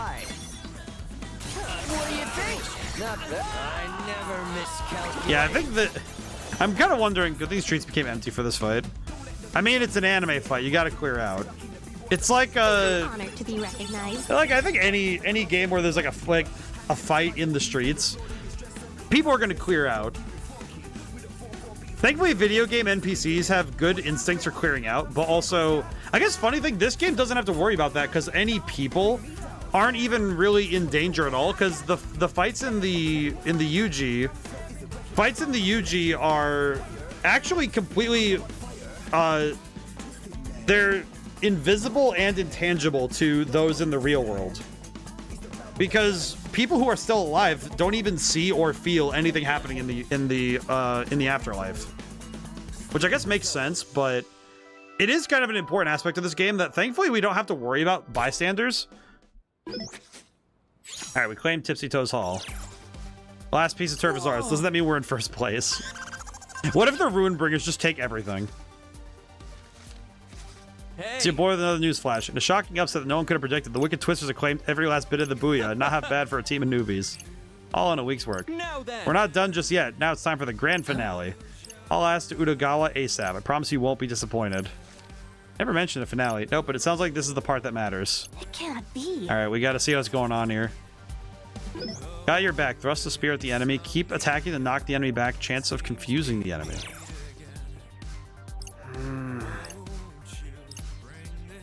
Huh, just past here. That's not too bad. Axion times 2.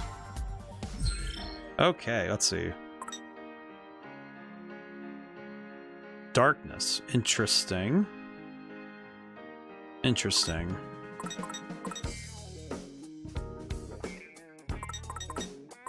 Okay. Let's try... I'm gonna try the lightning beam and let's see, do we have any new ones? Attack up. Oh, it's ZR, that's right. I do not like the lightning beam. This thing is not very helpful to me. Attack up. Yeah, this is the... It's the void one. I could also just try this out and level it up. If we don't like it, we don't like it, but we can try it out really quick. Yeah, you know what? We have the noise here. What I could do is grab the noise in this area. Let's grab the noise and then...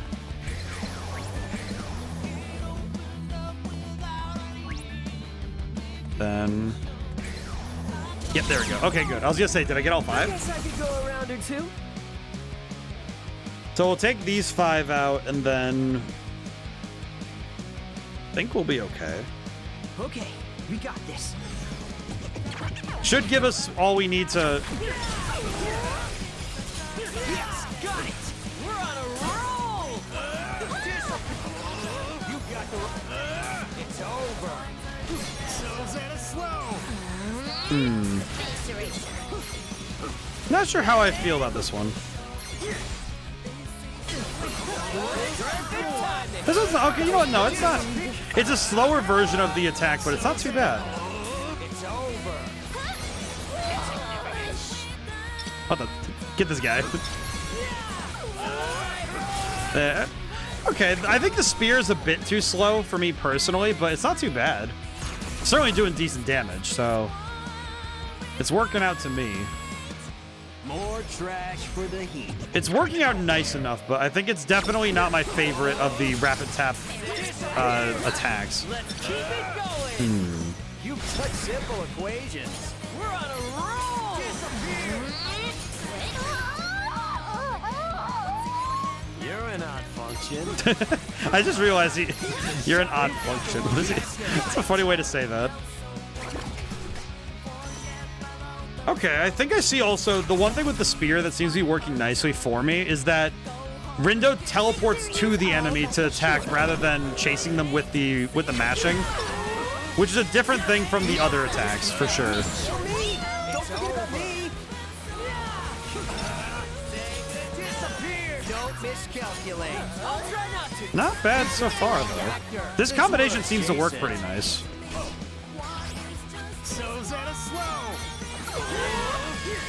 Yeah, that combo works nice. I think the spear might be nice for the consistency of the damage. Also, because I don't know how many things are going to resist darkness, but Our party is equipped to win. maybe it's something. Maybe it's also something that I should probably be careful about using in this way.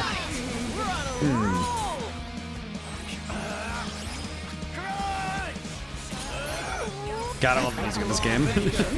I will say the music definitely does a lot for me with this game. I'll be honest. I do know that there is one game I want to get for myself to play off stream, because I don't think I'll have time to stream it. I was told to play Persona 4 Golden before Persona 4 Revival comes out next year. I don't know if I'll be able to keep up with that, but it's something I've been tempted to go and get at some point, just because I've heard Persona 4 is quite good. I know I'm going to play Revival next year for sure, though. Ooh. I know I'm playing Persona 4 Revival next year when it comes out because it'll be on Game Pass, so I'll probably do the same thing I did for Persona 3, where I just start playing it immediately.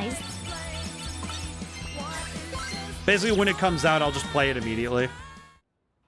That seems to be a good move, all things considered. Okay, hang on. Let's see. Okay, so it's 40 less damage, but I feel like I like its ability more. I do like this. The glitter beam is awesome. This thing is sick. Yeah, I think these are good. Okay, I think if I... Let's have a look. I'm thinking. I could also empty out my meter. Oh, can't believe I found that in my son's room. I don't think I want to know what's in there. We could also empty out our meter and go get more food, because then we would have... Hi there. I'm calculating. I think we'd have enough... we'd have an extra attack boost for sure, but I think we'd have enough stashed away resource-wise that would be okay. I'm trying to plan ahead a little bit on some of the stat boosts. Some of the stat boosts we need. Wait, I saw that. We have 24 of those. Hang on. Aha. Also, I will say that having one of each pin is probably gonna be good for us, but I think having the surplus to sell will also be very nice. Come again soon. Because we definitely have the money now. Okay, let me run... You know what I will do also? It might be a bad decision, but I'm gonna... Yeah, one more level. One more level, I think. Yeah, that's only a 30 HP drop. We can... Yeah, I think...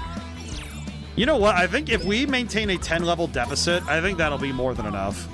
10 level deficit, I think, is more than enough to get us the pins we want. Because the drop rate being multiplied that much will be huge.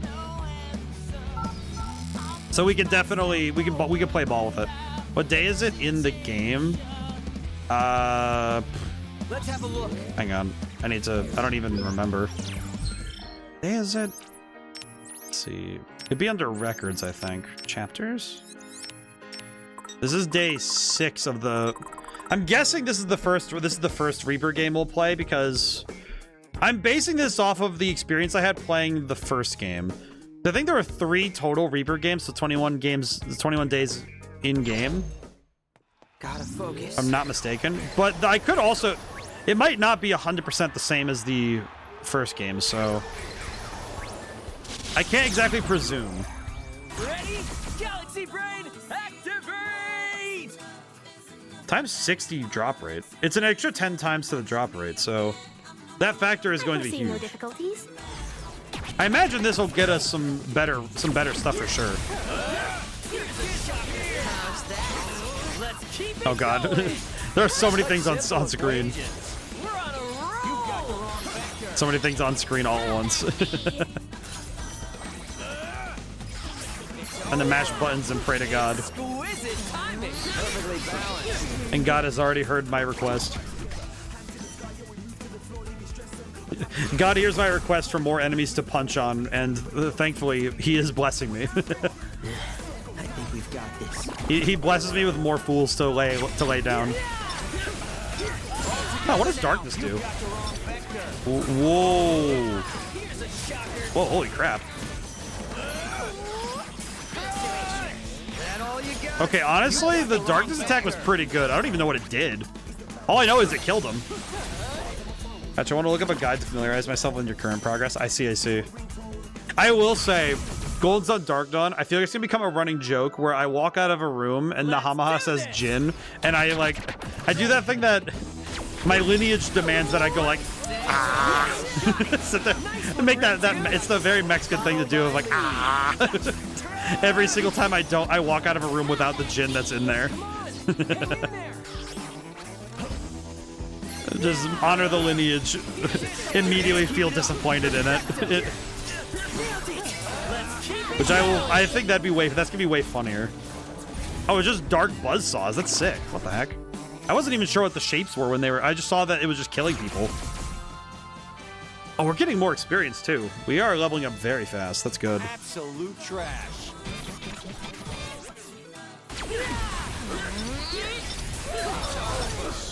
Yeah, that was fast. Holy. I guess this is one thing with some of these games that I've been trying to debate myself with is whether or not I allow guides. Jin noise nearby. Every time I walk past a place, I think it's like Golden Sun specifically. I think it's just hilarious that I will walk into a place and be like, okay, there's no Jin here. I walk out, there's a Jin here. Ah. But it does make me wonder what the role of guides should be in my gaming. And at least in my personal understanding, I think particularly with physical guidebooks, when it actually elucidates certain information about the game and allows me to discuss the game in greater detail, I think that's really fun. When it's just I look up an answer to something, it's not nearly as interesting, you know? I think it's not nearly as fun if it's just, oh, I need to know something. It is definitely not my favorite thing if it's an answer I need. Kind of funny if it's just a matter of, oh, I need to know, if it's just a matter of like Persona having the quizzes in class, that sort of stuff. I always feel like, do you like anything else? Oh, he eats this one. Okay, we can have him eat that one then. Okay, she'll also eat the. God, I just realized it's 4,000 yen for a singular hog. Granted, that seems like a really good price, but maybe I don't know. This is probably a question. Okay, they like these. Excellent. Okay, that's actually huge. That order is massive. And now we Man, I am starved. Really hits the spot. Yeah, actually, these stats are fantastic. Appreciate it. Okay, now, secondary question. Is he on the social network? Is he on the social network in a place that I can reach? He is. Oh, he adds special items to the menu. All right, let me see what's on the menu. Hang on, let me look. What is this new item? Grilled alligator. Oh. Oh my god, wait, that bonus is insane. It's an all bonus. It's basically a food that gives you an all bonus to, it'd be only one character, but like, that's huge. Because you would absolutely not be able to fit, yeah, because that's like, it's 30%.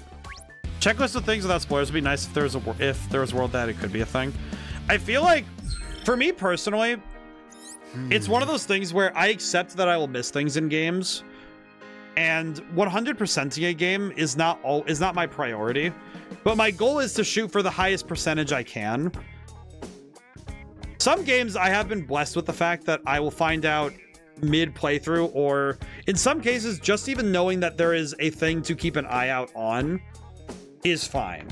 But I try my best to let the game itself tell me what I need and what I'm missing. But some games are very lacking in being forthcoming with information like that, you know? I think the big ones are when a game explicitly does not tell me things. I remember the big one was getting that soft lock in Eternal Darkness.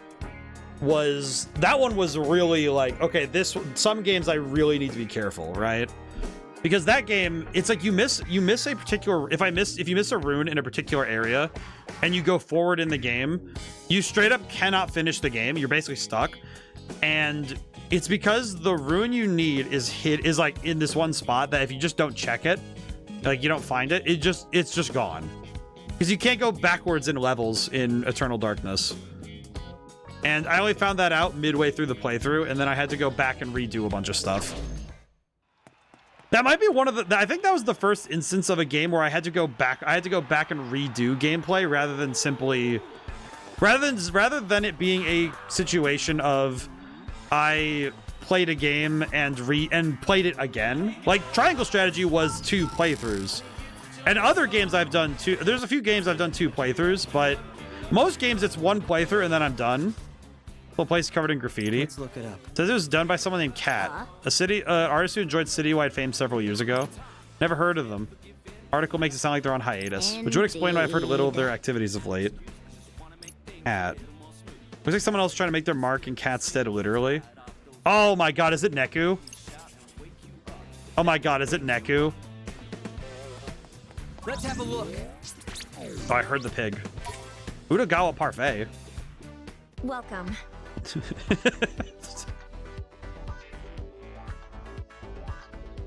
I had to stop myself from saying that one. I'm not allowed to say that on stream. There's a joke that it's a video. I'm like, you can't quote it on stream, but it's like there's a video. They call me the snow globe. They call me the parfait. I don't know why. Just the concept of someone being referred to as the parfait is very funny to me. Gotta focus. What's your street name? Oh, they call me the parfait. Like being called the orange chicken. It's like what is your objective with this stupid name? There's the pig. Piggy. Okay, piggy. Oh god. Oh, I lost all that noise. It's regular party over here. Anyone else feel those death stares? More uncomfortable atmosphere I have never felt. Okay, hang on. Oh god. I like this. God dang it. I like at least the fact that FFX gives you a return spot right before the final boss area. Yeah. I did save there, so it's like I can load that up whenever I want to go back and do more. I did learn about penance, and god, I don't think I'm ready for penance, man. At all. That might be one fight. I feel like I'd want to do that stuff as its own, like, I feel like some games doing the optional content, I would need to just sit and record some of these things, but kind of like what I did with the Backlog Adventures video I put up, which, by the way, you guys should check out the YouTube channel at some point, because I did make a video called the Backlog Adventures where I went back and did some of the optional stuff I missed in other games that we needed to go do. Case in point, like, I did finish. I actually went back and finished the Pokemon Legends ZA. I actually went and finished the story. Basically, I finished the story. I did the final 2 boss fights of the game. That was pretty worth it. I also did some stuff with. I did one of the final bosses of the Glitch Fairy, which was also really fun. Oh god.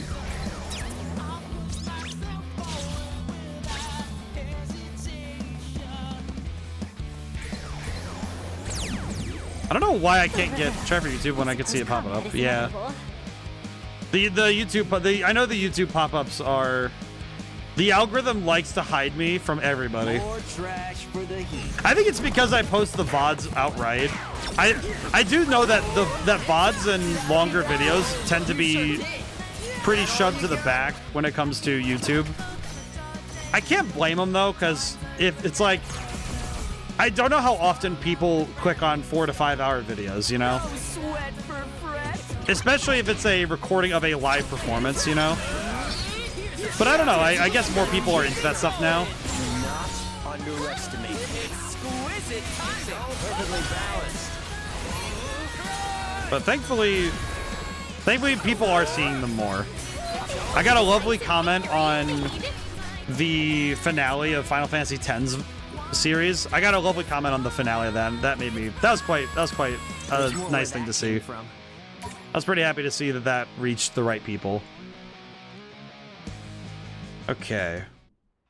All right. Well, we're just gonna go forward. Hello, lads. Been a while since I saw so many friendly faces. So, what's the dealio? Here comes another. Hey, you've been waiting for the coup d'etat. Wicked Twisters are currently sitting pretty atop the ranking, but they won't be seated for long. They gotta prove they're worthy of the top spot. Totally. We've not just done that. You're right, boss. We totally did. It was a rhetorical question. Hey, be nice. Now then. Time for y'all to train your sights on the Twisters. What? Take one of them out and you'll earn 3 areas worth of points. Wait a minute.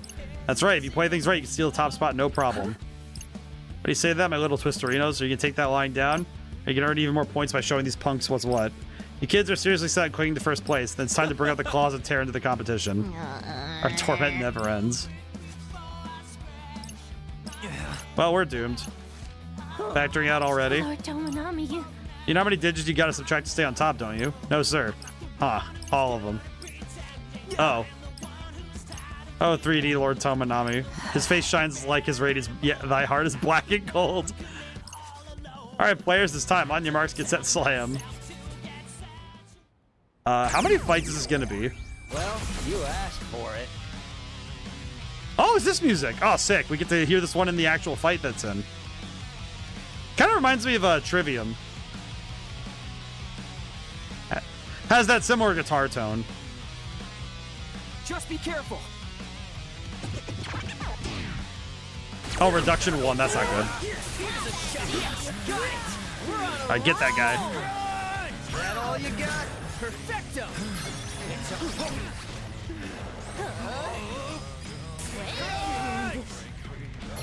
Trying to think of who the vocalist sounds like, but it's a little hard to hear him. He's kind of quiet for me. The vocalist is kind of quiet, so it's hard to hear it. Get that guy. express my humble contribution. Okay. Combine. Hopefully this will... Yeah, that did a lot of damage. We're good. We're good.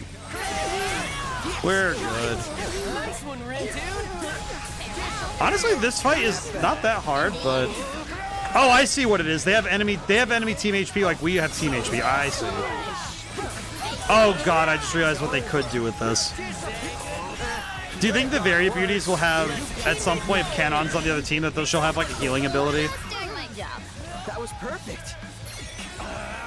That'd be so much pain. I see. I see now. Got the wrong vector. Kind of sounds a bit like somewhere between Trivium and 3 Days. It says like Trivium, 3 Days Grace, and a bit of it has the energy of like Skater Rock. Dragoon, I know that'll be a while before we get to record anything for it, but I want to see it go through the process of unlocking Faust.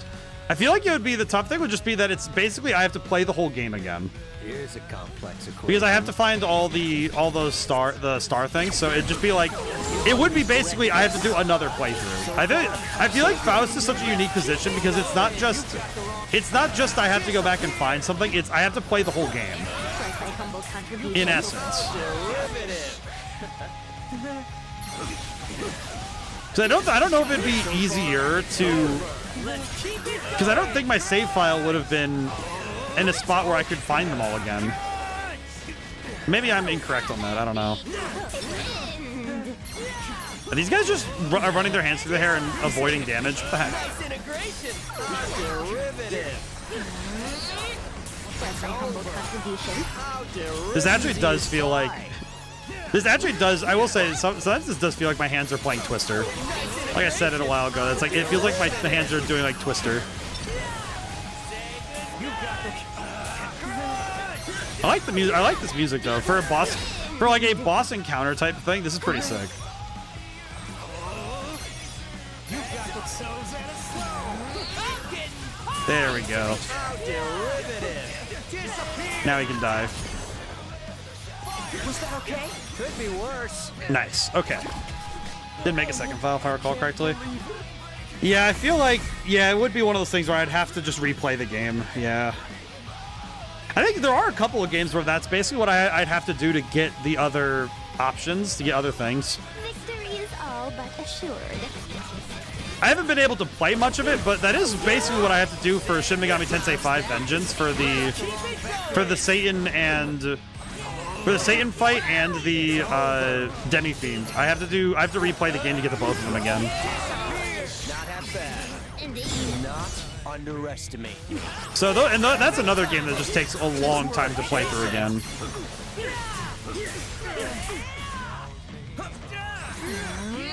Actually, another game that I guess technically there are some optional fights we missed. Persona 5, we didn't actually do all of the boss fights there either. I don't think I will, but it's one that I've thought about. It's like, oh yeah, that's one that I didn't finish, as it were.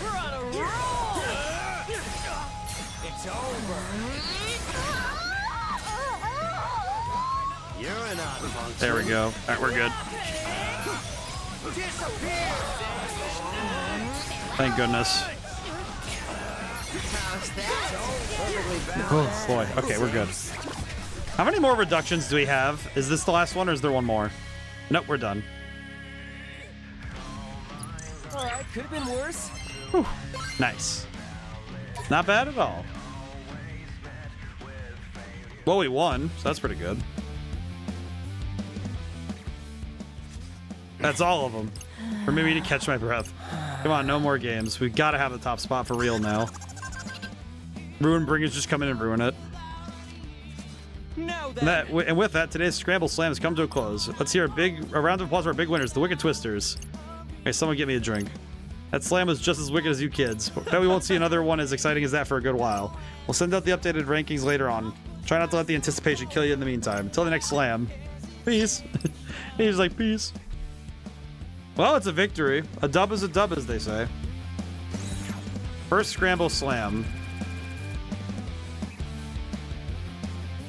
Okay.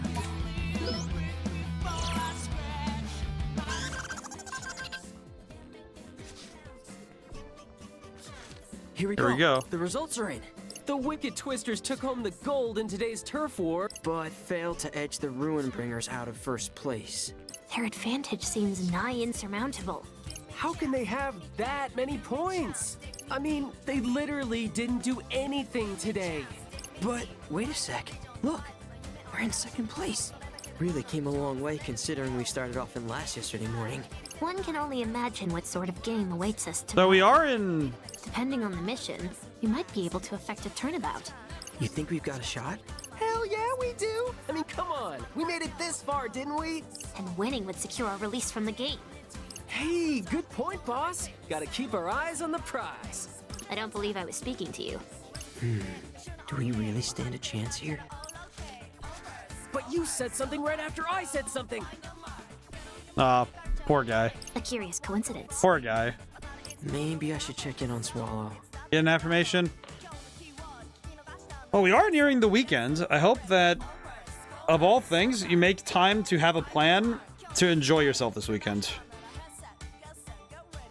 Nothing quite fixes the mind and soul right like having something to look forward to, you know? Having those little things that bring joy. I hope you're taking time to bring joy to yourself. Because when we're happy, the world's a bit happier with it, you know? I need a stretch too. Positive energy flows through me. Going to Sydney this weekend for my sister's birthday. Hey, that's pretty good. I know next weekend I have a lot of plans because it's the 4th of July weekend and I have many things to do. I'm excited for that. But it seems like the month of June into July is going to be a very busy time for a lot of people. I hope everybody's able to find some time to rest up as well. Have the fun and also enjoy the rest. And you were looking right at me. Do my ears deceive me? They've got to be playing a game with us, right? I heard a voice, yet no one is there. Oh, come on. Now I don't even exist? Aw. But that would mean they died at almost the exact same time me and Fred did. Not in the same world that I do. Sure feels like the same world to me. That kind of coincidence is practically impossible, right? I really do wonder who Swallow is, I but can explain, but a lengthy diatribe awaits. Try to keep it to a single speech bubble. what? There's no way. It's gotta be some kind of glitch. It's fine. Once we go back to the RG, everything will return to normal. Yeah, we have to make it back. Oh, you ready to do this thing, buddy? Never fear a fight. Fight your fear instead. That one of another's? Yeah. Huh, kinda got a nice ring to it. I'm really curious who Swallow actually is, but Maybe it's from Swallow? I actually think I have a question. Motoy? Motoy? Hey there, mi amigo. Let's share some juicy goss with my favorite go-getter. Does he know something? So you know Suzukichi, right, from the Runebringers? He only sees things in black and white, and he struggles when people challenge that worldview. Well, you didn't hear this from me, but if you get him to question that outlook, he goes completely loco in the cabeza. Oh. And you know how he loves Reversi, right? Ask him about breaking the diagonal. Apparently, it's a strategy he's never managed to parse. Hope that info comes in handy. Oh my god, Motoy. Anyway, have a marvelous mañana. I love Motoy. I love Motoy. All around us, everywhere. Not just sky, but also air. What? Huh. So, what did Motoy have to say? Something about Suzukichi. Kinda like his weakness. Are you telling I me guess. that Suzukichi's weak to having his worldview pointed at? Seriously? He just told you like that? Guess that's his way of lending us a hand, you know, against the Have you ruined played Reversi. Reversi? Is it the... I'm trying to think. Is it similar to that one? It's that one game with the black and white tiles that you flip. Is that the one you flip over? Is that the same one? I need to double check because I feel like I know the game but not the name. Yeah, you flip them. Okay, let me make sure I'm thinking of the same game. Reversi. Classic 2-player game. Oh yeah, nope. Okay, yeah, it's also known as Othello. Also known as Othello. Yep. Reversi's the... I'm guessing Reversi the original? I see. Two Englishmen claim to have invented the game in 1883, both calling each other frauds. I see. So basically, it was invented in the 1800s, and then they made a version... The modern version is Othello, which is the most regularly used rule set. And Othello has the improvement, but from 2000, he claimed to have invented it in Mito, regardless of Reversi. Yeah, so basically, it's the same game. Okay, got it. So that, I guess it's funny that he plays Reversi, given that he believes everything is black and white. So a game about black and white is kind of... While also absolving himself of any direct participation. Think we should go for it? You bet! Let's win this thing, Rin, dude! See. I mean, 1 week of this game has been more than enough for me. Verily. Yeah, I feel you. What about your friend Swallow? Have you heard anything from him? Yeah, here and there. Well, did you find out whose team they're on? Haven't had a chance. If they're really with another team, that means we're rivals. Well, yeah. So don't spill too much about what we're up to, okay? Wait, what?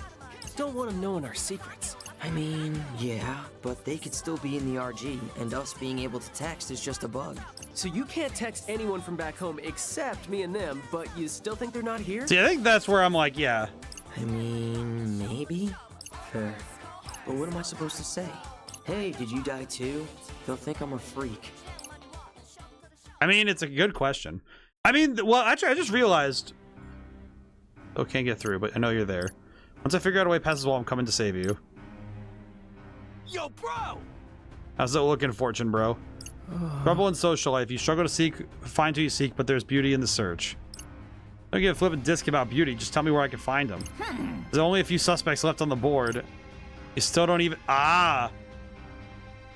Oh my god, look at that. He has an Othello piece in his hand. Look at that. Julian, I'm gonna be honest. I don't. That was a shot in left field. Shot to left field. Let's see, change your perception. Let your curiosity explore the unseen possibilities as of yet unseen. You're saying they're still hiding, huh? But where? Sorry, I can't offer any more readings right now. Looks like I've got another client to attend to. Huh. I didn't. Why does he does readings? That's kind of funny. Into the crossing. But I don't think my life would change any much if I had a ton of money. It would just like most of it would go into saving. I don't know. I guess just to answer your question briefly, it's like I guess the problem is that like my lifestyle does not change regardless. It's just kind of like I just put a lot away. I would just be putting more away. I mean, it would basically just set me up for life. I don't know. Like $100 million would just be like, yeah, it's then just okay. Like 99% of it goes away someplace where it can stay safe, and then some of it, I probably would just be like, yeah, cool. Now I have some like I have gas money. Fantastic. The final day. Final day of the game. Sup, my Rin dude? Here we go. You ready to win this thing and call it a day? Need some water. Hang on.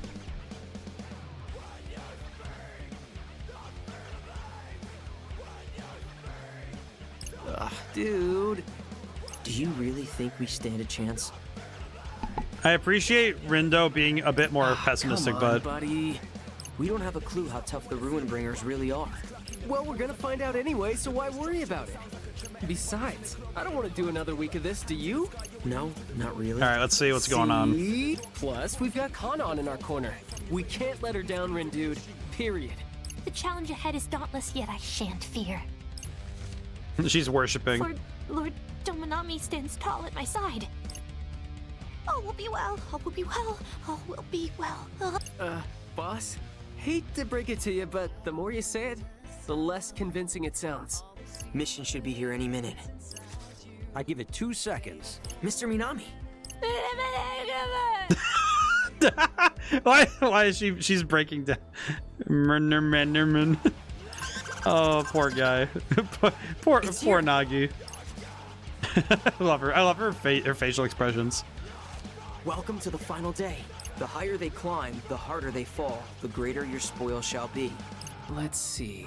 So basically, beat a team ranked higher than you to earn a bunch of points. You know what that means. We're going after the Ruin Bringers. Which means we have to fight everybody else under us. But go after them where? Are they just gonna be waiting around for us? Huh? Doesn't that? No way. Maybe let you make the first move, lol. Why is he his texting is so bad? You bros ready to strat the game or what? They let you Makai the... Susukichi can't even spell his own name! My guy. This is barely legible. What is? Now let's play. Wow. At least he caught that last one. Do you think we should tell old Susie K about autocorrect? What is that selfie? What is that picture? It's like a great white. It's like a hammerhead shark taking a selfie. What is that? Why does he look like that? My dude is so chopped. I love him. I love him so. Quinn? I love him so much. He is such an idiot. I think Suzukichi, he's in the grand scheme of things, he's a minor antagonist. But oh my god, I love him so much. He's such an idiot. A selfie? Here I am. Come and get me, Lamau. Oh man. I get the feeling typing's not his strong. He has hands the size of like he has hands the size of like he has the hands the size of like cast iron pans. Of course he's gonna have a hard time typing. Must be those sausage fingers. That's insulting to the sausage, dude. So, where's the big guy hiding? Here. Wherever that is. I mean, that one's pretty easy. It's on the Bendy Street. That elephantine ellipsoid must be trying to bore me to death with such a simple problem. Elephantine ellipsoid? I'll leave the calculations to you zeptograms. Find where your vectors achieve absolute convergence. Okay. Oh, right, gotcha. If the sum of the absolute values of... Actually, I'm good. Anyway, no time to waste. Boy. Right, Twisters? Who's texting you now? Huh? No one. Swallow? No, I haven't heard anything. Did you find out which team they're on? Wondering why he's so hesitant. Well, let me know when you find out then. Sure. Well, that's nice of him. I got the distortion rate function figured out. Now I just need to procure a sample and plug it in. Ha. Interesting. I have a vision of what my magnum opus might be. I mean, let's start looking. So we have the picture now. Okay, so we're gonna fight the big boss today. Hoping this could be the end of the game if we win. Oh, and nothing back, huh?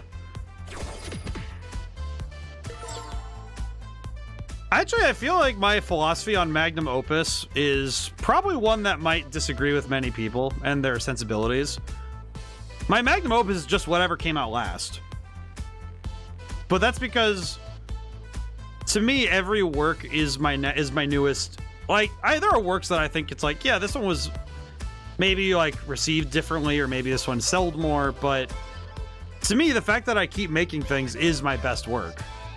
My corpus of literature, the things I've made over my lifetime, that is the magnum opus. That's the best thing I've done. Is this continuous growth of the things I've done. I don't think I'll ever make a work that will ever fully define me, or that'll ever capture the best of my capabilities.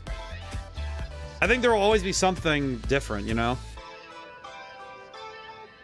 What I know, the bummy antagonist reminds me of a character in My Bride is a Mermaid, the merfolk of the anime, or Yakuza. Interesting comparison. I guess maybe it's also the shark teeth. That is an interesting comparison, but I like it. Focus. Let's see. I guess we'll do a quick round with the noise. Our game is lagging a little bit.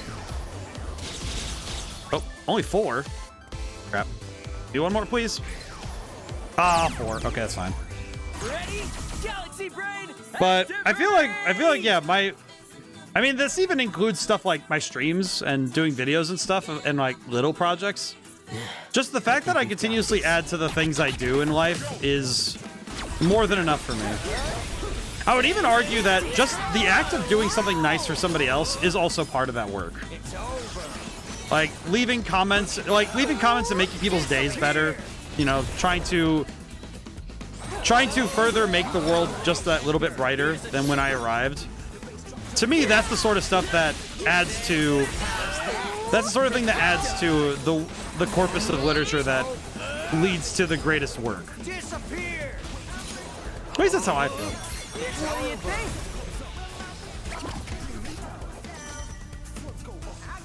I'm definitely of the mind that I feel like if somebody hopes that they're going to make one thing that is the best thing they ever make, I feel like that implies that they are okay of dying if they finish that thing.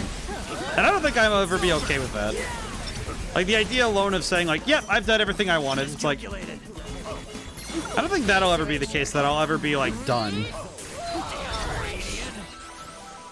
I don't think I'll ever be done. Come to think of it, I think the only time I'll ever be done is when it's like, oh, project's done. On to the next, you know? That's all it really is for me. Let's accelerate this. I mean, my hope is that, you know... maybe the genuine hope is that maybe the hope is that I'll die working on something, and that'll be the funniest thing possible, you know? It'll be like Virgil's Aeneid, where it's like it's technically unfinished, but it still comes out anyway, you know? Someone puts it out anyway. Just keep making stuff, and then it's like, all right. Let's do this. The best possibility would be having a post-mortem work come out with my name on it. I mean, technically, we've seen something like that in the modern world, where there's the new Dragon Ball Xenoverse 3 coming out in... I'd say it's coming out next year, or I think it's next year or the end of this year. So far, all right, we won. So I gotta. I'm just thinking that the that Xenoverse 3 was actually most like a lot of the work was done with Akira Toriyama. So the fact that his influence reaches far beyond the veil is most impressive. Specifically the shark teeth. The character question is Shark Merfolk, and his gimmick is that all his lines are in the form of questions. I see. I see. I feel like that's the kind of thing that you'd think it'd get old, but I feel like most characters it can be easy to keep it fresh as long as they make it. Hey there, dude. How do I put it? It's like they kind of have to lean into the questions and make them. You have to make it funny, I guess. Holy crap! Those rabbit ones. We're getting so many of those rabbit ones. Holy. I saw 6/7, and my brain remembered that I can use 6/7 as a psychic attack on all people. It's actually probably the funniest thing in Magic the Gathering now. Because it's like, oh yeah, because creatures can have power 6, toughness 7, and be a 6/7 creature. It's like an easy psychic attack. Some memes really are just for the sake of having psychic damage on people. Let me think this Wait, we maxed out our money? What the heck am I supposed to do? Like, can I buy a bigger wallet? How'd I come up with the books and games and music I created? Were there seeds from a long time prior? Or do I have a moment of inspiration to build around it? Yes and no. So, some things are inspired. Some things are built from inspirations and they come together. Some of it is just fiction and lore that I've built up in my own head for a long time, and some of it is like with a lot of my music that I've written for its own sake. It kind of always felt to me like I am scoring a video game that doesn't exist. And that's how I write music, is it's video game music that doesn't have a game. And that's what I like doing. With my books, I started Valhalla Station in college. The first draft and I think it was like the first few chapters were done in my 3rd year of college. And then when I got my graduation gift, I spent that year writing, because my graduation gift was not a thing, but a year of time where I didn't have to worry about finances, didn't have to worry about anything. It was just a year of time to work. And I spent it was 2021. I spent that year writing Valhalla Station and getting my footing on doing my own projects. And then I started, 2022 is when, after, like, Valhalla Station came out in 21, but then 22 is when I started really going on, like, I started streaming, I started doing all of my own works, and I did more books. Hey there. But I feel like with different projects, it depends. And every single time I have an idea, I go into a planning phase where it's not necessarily like, oh, here's like a thing where I'm gonna sit and do, and it's not like it's like, oh, there's this, I've had this idea for decades. It's mostly I come up with an idea and then I sit and plan. Like doing an RPG Maker horror game like Madman's Dice, which that came out last year. That game was born from the fact that growing up, I saw tons of horror games in the RPG Maker style, and also just enjoying those games in general, but also other games I played in the time since, including other horror games on stream. So, and for every project, there is a collection of music, other books, like books and games that probably you could probably see the DNA of. If you're in my own head, you'd see it easier. Like one of the books I'm writing right now is there is a song by Queens of the Stone Age called No One Knows that actually inspired one of the short stories I'm writing right now. Because there's a line about the desert of the mind, and I liked that term, so I just used it. And that book, though, is going to be... I don't think many people are going to like that book. I think that might be one of those books where I'm like, hey, I feel like that book's going to be the one where I say, fair warning, this one is weird. This one's just straight up weird, y'all, you know? Keep eating healthy. Oh, you know what? Wait, hang on. I do need to buy food from this place because he adds something new to the menu if I do. Does that sound new? Can I get you... Okay, she'll eat that, so that's fine. Because this is just not worth it. Avocado toast is fine though. Sounds like a fun anime though, Narachnon. I am starving. Doesn't taste that bad. That really hits the spot. Keep eating healthy. Okay, we can get now. We can get. Think this through. I believe now we can acquire. Hang on, we can get. Where is it? Here it is. Okay, bone apple teeth. Got the thing. Okay, let's see. Udagawa Parfait. Oh, we need to go back there at some point because we didn't get anything over there.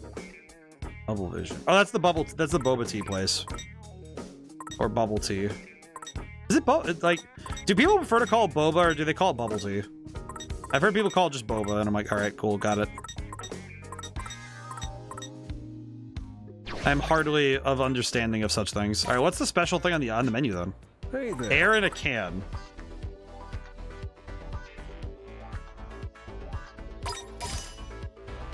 It's 4,000 yen. 4,000 yen for air. Question. Why is Fret okay with eating air? Also, how does it have more calories than the green smoothie? Man, Pretty tasty. that really hits the spot. I have a question. Why is the air tasty? Why?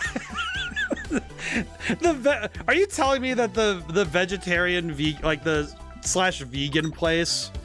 Are you telling me that the vegan place, like the vegetable only place, one of the best things on the menu is the air?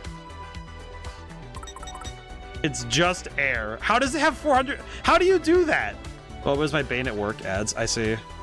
Why is the air 400 calories? Like, did they put sugar in the air? Is it like you open it? It's just it's like the freaking can of air from Spaceballs. Like what? What is that? Why is that? Why would they? Why was the air? Why does the air have? Why does it? I'm trying to figure out. I'm genuinely just staring at this like, how? How does the air have 400 calories in it? Keep eating You should all eat as healthy. much as you need. Sir, you're selling air to people. That is just air. How? What do you mean by that? Okay, really quick, like, let me check the other stores, see if they have anything else. Could check. I could just check.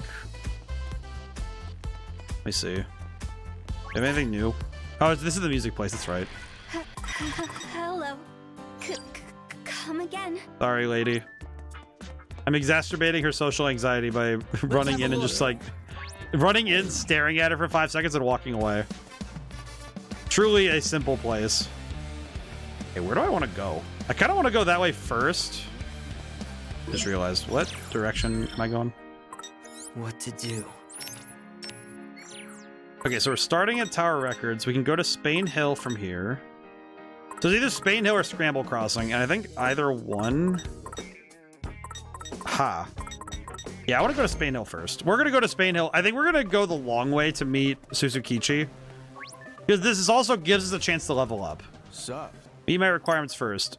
Don't show your faces again until you're guarded in Gara Gara air. Like a full fit of Gara Gara goodness.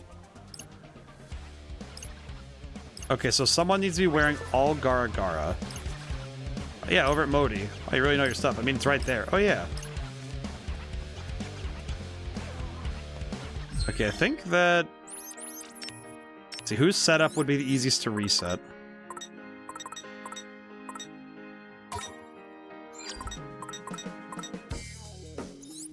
Alright, I guess the other question is who's closest... Who? Okay, question. Is anyone else wearing Gara? Oh, we have the Gara shirt on here. I see. What sort of ideas are floating with you at the moment? What are the main potential sources of change or exploration into the unknown?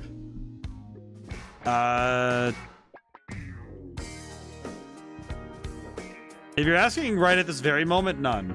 Because I clear my brain when I'm streaming. Not exactly like a literal RAM clear, but like... Actually, yeah, that's basically the best way I could describe it, is that it is like a literal RAM clear, as it were. Like, it's one of those things where I... Wait, is there Gar pants? Or shoot, wait, no. You're right here, right? I have to buy stuff. But it's mainly because, like, my... Hey there, dude. Oh, it's these pants, I see. Fight the power. I see. Hang on. I see. Go. Okay, we're gonna have to reset his equipment after we're done, but that's fine. At least we had all of it, so that's fine. Yeah, okay. That's what I call an outfit. Give me a twirl as you walk on past, will you? Yo. You gonna take out the Runebringers?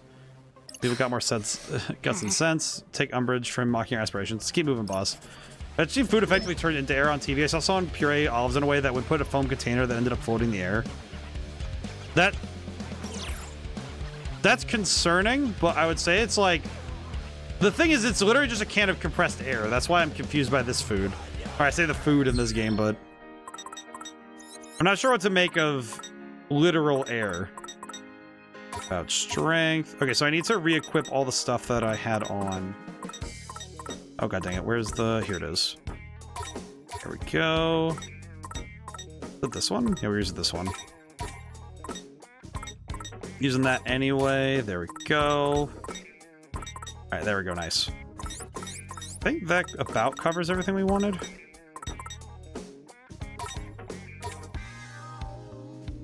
Oh wait, no, that's right. This is just better. Alright, that's better. But I don't know if I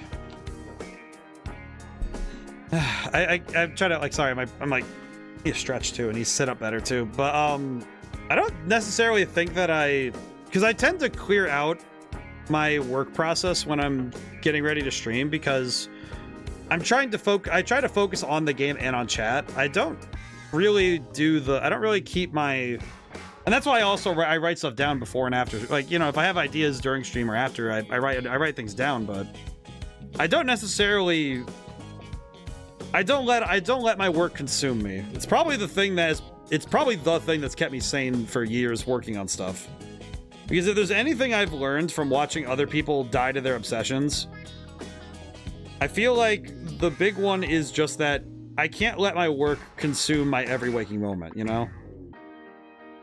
It is definitely something I've seen other people have happen to them. My college was notorious for you know, people thinking they could just work for 12-hour days and then, you know, burning out. And burnout is not something that many people recover from nicely, frankly. In fact, some people don't recover at all. So, you know, I take it pretty seriously to not burn myself out on that. So, but in that regard, it's like, I don't, and also a lot of my ideas, personally, I keep a lot of that under lock and key till the thing is done. Not like I don't talk my ideas through. I don't talk through some certain ones on stream, but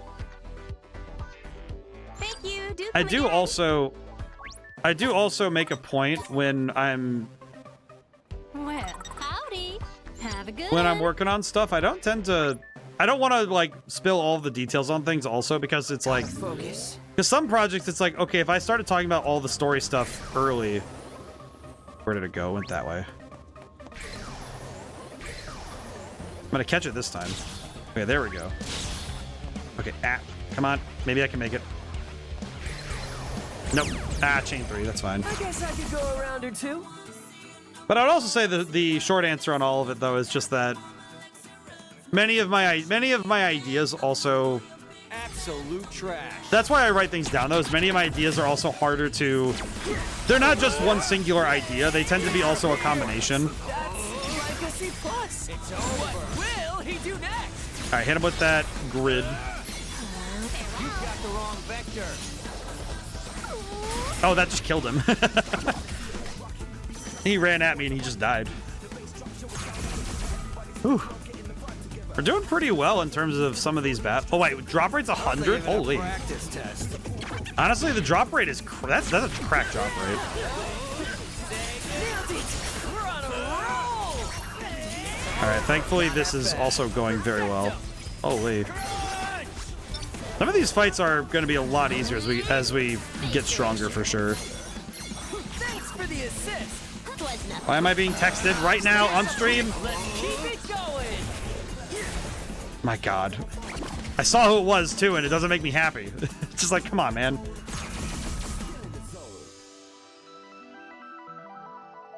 I foresee no difficulties. Swear to G. Sorry for the outburst. I apologize for the outburst. My brain just went like, who? Just like instantaneous, just like, who dares? So I know it shook my microphone slightly too. What is happening here?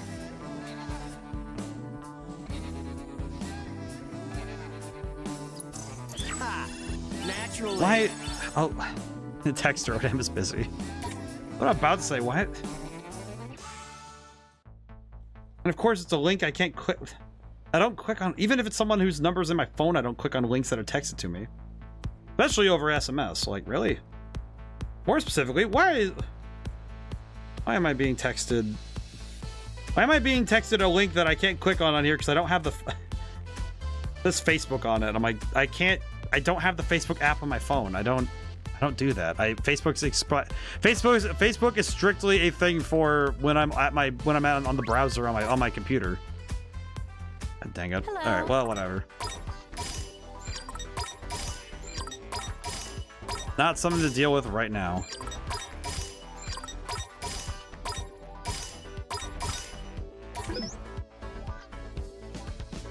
"100% fullness" is pretty good though. Chase that back. Really hits the spot. Thanks and come again. Alright, we're at 100% fullness, so now we have to burn through it, huh?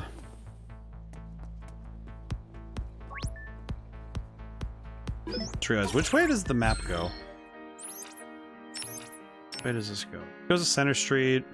Oh, we need to go to Tipsy Toes because we need to get the... Gotta focus. I do really want to hit the... I want to hit the Utagawa back streets, so we're going to go that way first, I think. Like I said, we're going to take the long way to... Oh, God. We are going to take the long way to... Oh, God dang it. Ah! Ready? Galaxy Brain, activate! We'll take the long way over to... We'll take the long way over to Suzukichi. Like I said, it might be worth it to do the extra fights anyway. More trash for the heat. If nothing else, it might also be worth it for us to... Might be worth it for us to level up some more anyway, just because it'll get us ready for the rest of the game. Face erasure. There we go. Ain't no stop this now. Could have been worse. There we go. Easy damage. Oh, boy.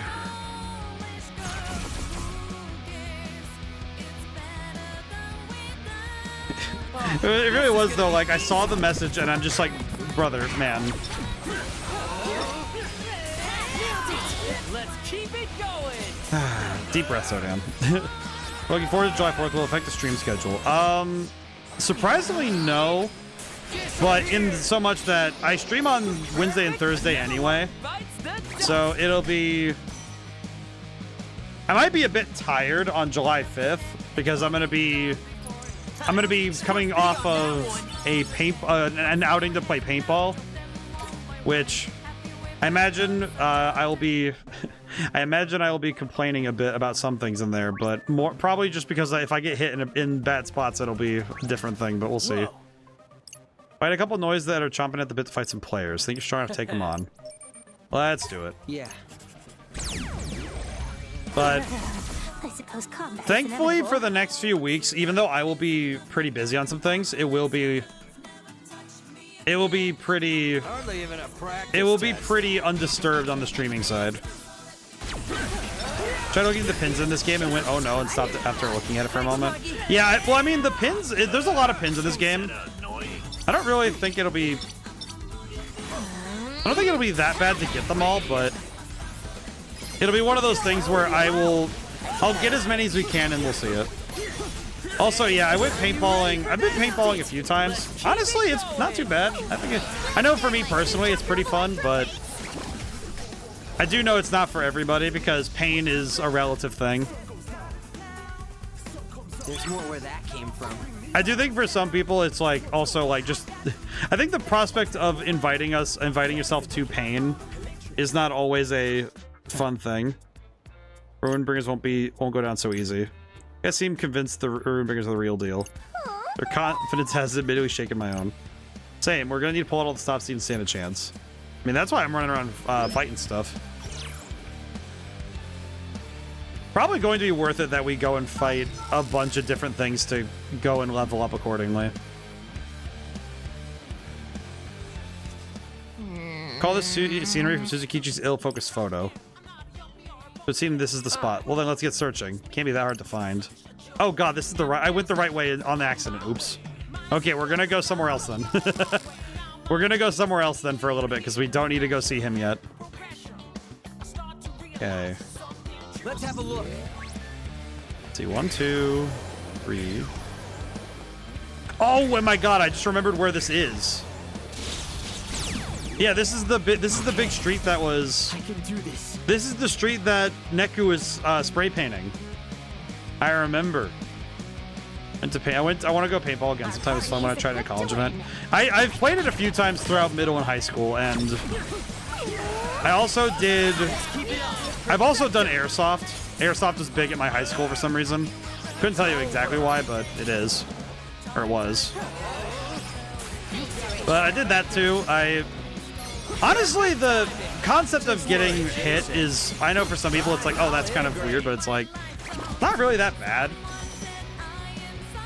But I guess it's also, to me, it's like pain is inevitable. It's fine. Just be careful. It's fine. Put some ice on it. Well, like any outdoor event, I don't think everybody is excited to be doing a contact sport. Because paintball, in essence, is a contact sport, you know? Like, it's one of the... it's pretty much the contact sport that you're going to guarantee getting hurt in. At least once, you know?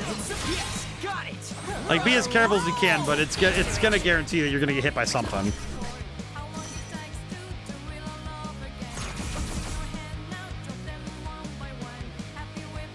More trash for the heat. But, in any case, I do look forward to it. It is kind of funny that some games, the active play changes when... There's an airsoft shop here in the mall. Actually, I want to get a color scene fun to use. I think they're pretty fun. I think it's like... I personally prefer it for target shooting, but I think that's just because it's nice to go out, take some shots at something. Obviously, nothing living, you know. Set up some targets, you know. Set them up, shoot those. But they're nice. They're fun. I'm personally I favor the spring-loaded ones myself because they're low power. You know, they're just kind of like fun things to mess with. I always get a little leery of compressed air containers, you know, leaving those be in my house, but not too bad. They're fun to shoot. Those ones are fun to shoot though, because they can also be, they can have semi-automatic action, which is pretty cool. And of course, the feet per second, like the meters per second that the shots can have, can be pretty solid on the compressed air side. Victory is all but assured. That's cool stuff. It's fun. I remember there used to be, I don't know if it's still, I don't know if it would still be a thing at my high school, but I remember they started a extreme sports club. And one of the ones they did was air. So they did paintball a couple times. And airsoft. What do you think? Not bad. It's fun stuff. You really killed it out there.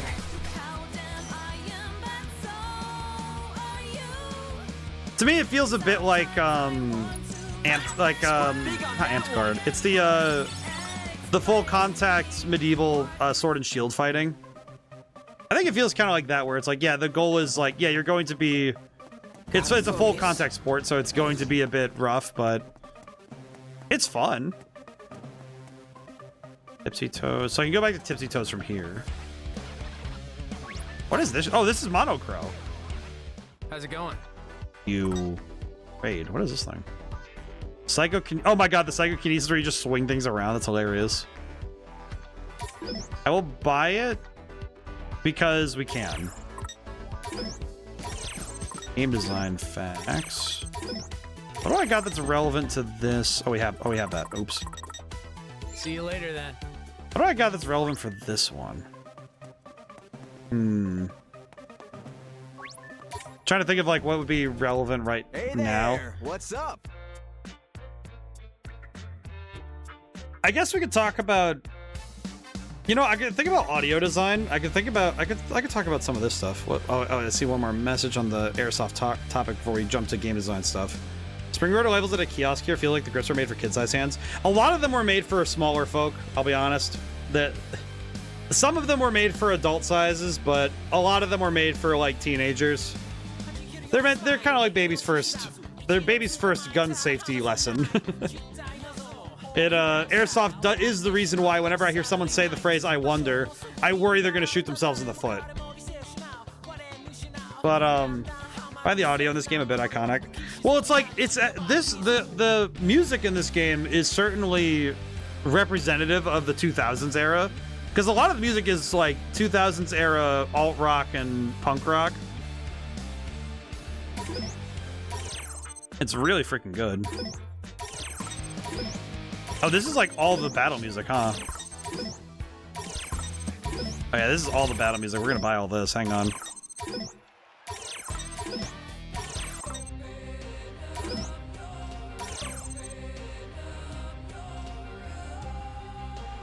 Yeah, this is pretty much 2000s era stuff. Thanks. Come back soon. Pretty good. Nice. But when it comes to implementing audio, I do know that a lot of game companies will stick to using what's called like basically a system for controlling an audio bank. The big one I learned in college was Wise, or W Wise.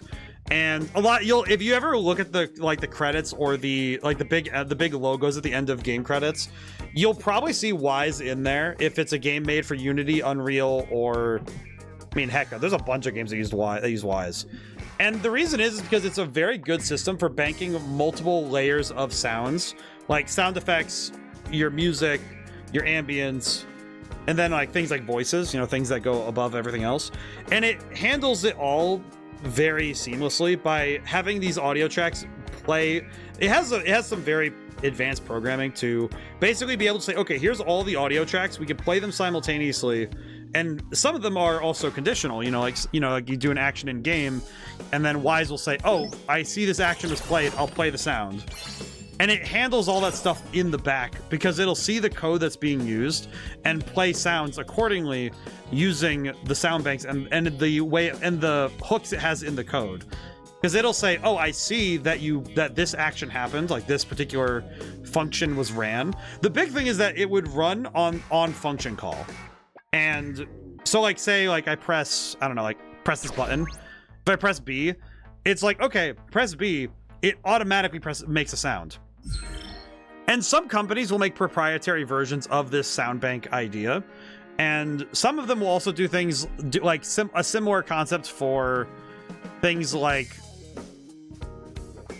there are similar concepts for stuff in, oh, I just realized, hang on, I just realized that there's a guy here that, hang on, oh god, I just saw that there's a guy in this area that seems to be, there's someone in this area that is, or in this time,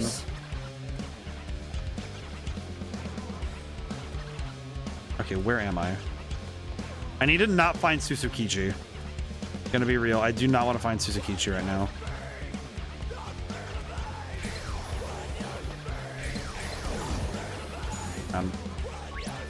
Oh, okay, that's Susukichi right there. Okay, got it.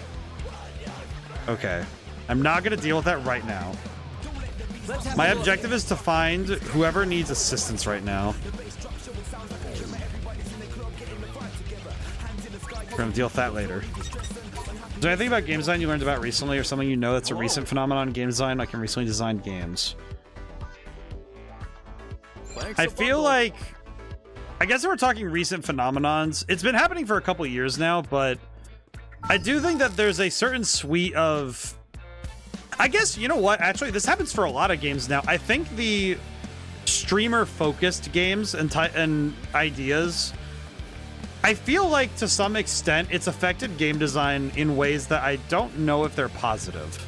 Some ways it does mean that games are being shared more often, but it's incentivizing designers not necessarily to design for the good of their game, but to grab attention.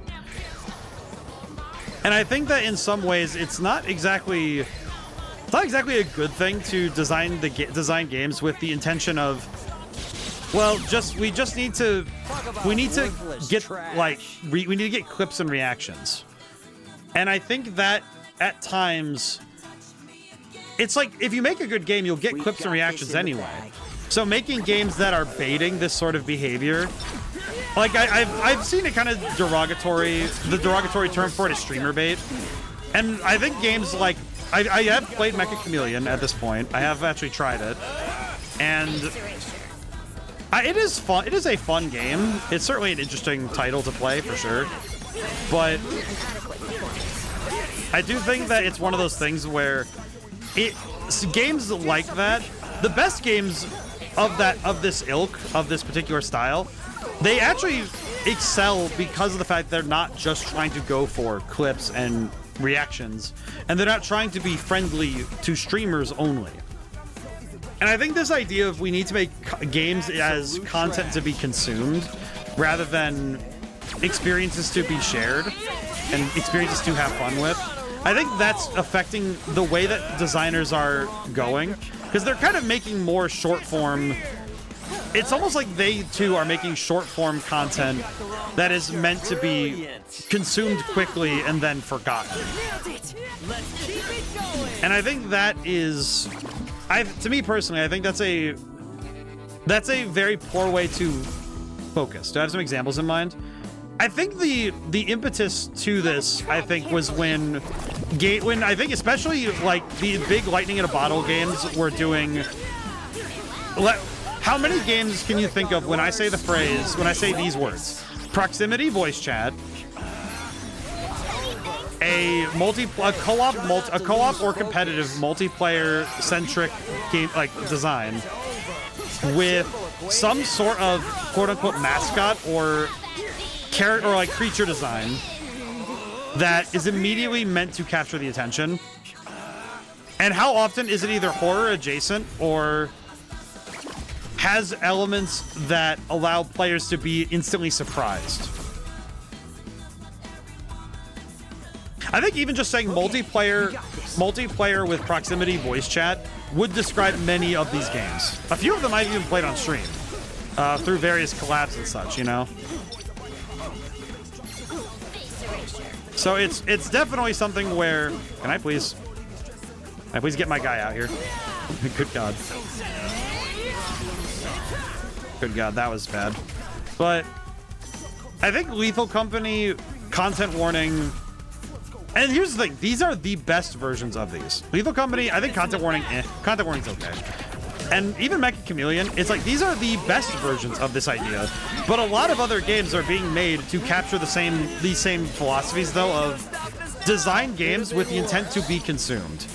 I would even argue that a lot of the games there are also games, I think, that are the streamer types where the objective is to get players, and not just even players, viewers invested. I've actually heard recently, there's a term, I believe, what was the term exactly called? Because I think the term was actually quite scathing. Is it a picture I saved is the question? I don't think it is, but it was a term describing people who interact with a game or like any sort of project really that they never actually partake in. And it was like, I think it was like database fan. Wasn't really aware. I have no idea what's going on when people play the Come Under Content Warning. Well, it's like, I remember it was like I think it was like database consumer, where it's like the idea was that it's like somebody being a fan of something without ever directly engaging with it. And I always find that those often seem to be the fans who are the most adamant that games need to be made for their viewing pleasure, not for their playing pleasure.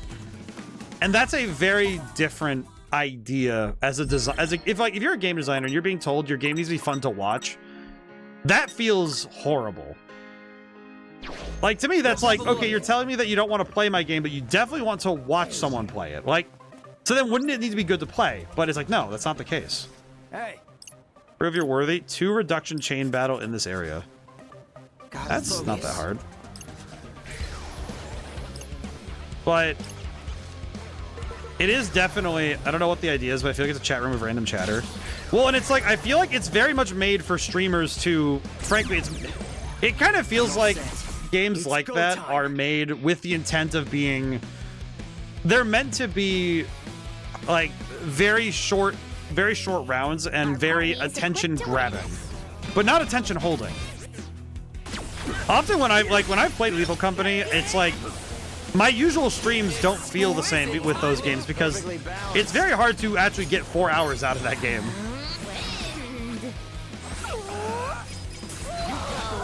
I think that game is quite hard to make work for multiple hours. Because it is very hard to play that game for long periods. We really killed it out there. But yeah, there are, I think it is one of those things that it's also affecting other games where the idea is that stuff is supposed to be, it's like games are being made with the intent of being streamed, and that designers are trying to build with that in mind. And I think at times it is definitely not, it's definitely not helping. I don't think it's really helping the design of games to try and chase being clippable, you know? Like, it's certainly fine. It's certainly like a thing that is, it's monetarily impressive. It's monetarily going to work, sure, but I think the long-term effects on the game and its staying power can't be ignored, because a lot of these games, a lot of those games that are made to be like this are, to me, they're like candy. You're going to eat them for a while, but after a certain point, you eat too much, you're gonna get sick. It's very much a thing where you have too much of it, it's not a diet you can consume on fully, you know? Like, there are a lot of games that are these games made for streaming, really, that I personally just can't get into, because a lot of them don't feel they don't feel particularly engaging after, like, more than an hour, really. Like, I quite like Mecha Chameleon, and it's a very solid, its design is quite excellent. But I do think that unless you have a group of friends that can make those the time slide, you know, you have to have some very funny friends to make it work, you know? If you're trying to play for seriousness, it's a game you get a good couple rounds in, and then you get kicked out of a game because the game just breaks, and then you're done, you know? I think we've got this. But I think it's because a game, if you treat games like they're meant to be consumed and then they're done, then yeah, these games will only last so long. Since we're adjacent.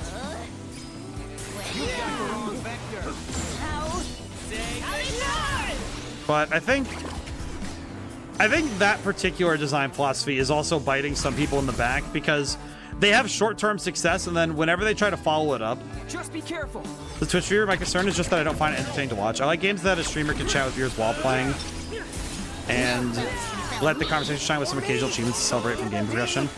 Well, I think for me it's very much the opposite, where it's like I prefer to focus on the game, and like I chat about the game. My objective is for the game to be, and things around the game to be the focus. And in some ways, I will say, that's why a lot of these topics, I can bring it back to this game any moment. Like, great example, this game very strictly does not do what I'm saying. It is not making itself clippable, but it is clippable. It is very much a thing that can be divided into content. Could just be me. Well, I think every viewer has something they're looking for. And I think the fact that people come back to see me, I think it's mostly just because my unique combination is something different. It's like, I don't think somebody could eat the same restaurant like 1,000 days in a row, but I do think that somebody could visit the same street of restaurants 1,000 days in a different sequence every time, you know? And to that extent, I feel like I feel like my own streams are very much they're a different flavor of sorts, you know, they're a different brand. And it might not be something that somebody could consume every single time. And I don't think I would encourage somebody to do so. In terms of like, if I was like the only streamer someone watched, I'd be like, well, do you watch anyone else? Because I feel like I'd be a bit concerned. Not like I want someone to not watch me, but it's more like, okay, but there should be other streamers adjacent, you know? There, dude. It's the sort of thing where I'd ask, well, aren't there any streamers that are adjacent to my niche that you'd want to look into? Because you're very much limiting your pool of possibilities if you're not looking into stuff, you know? Like, it sounds silly. It sounds weird for me to say, well, shouldn't you also see other people? But it's like, when it comes to streaming, it's like TV, you know? It's like, okay, but wouldn't you want to... Fight the power. Wouldn't you want to... Like, if I'm not on Monday, Tuesday, Friday, shouldn't you have someone else you want to watch? You know? It's like Monday, Tuesday, Friday, Saturday. I am not streaming. So, you know, like, I would be concerned. I would hope that there are other game designer streamers or other streamers who play games of the ilk I play that would also be interesting for them.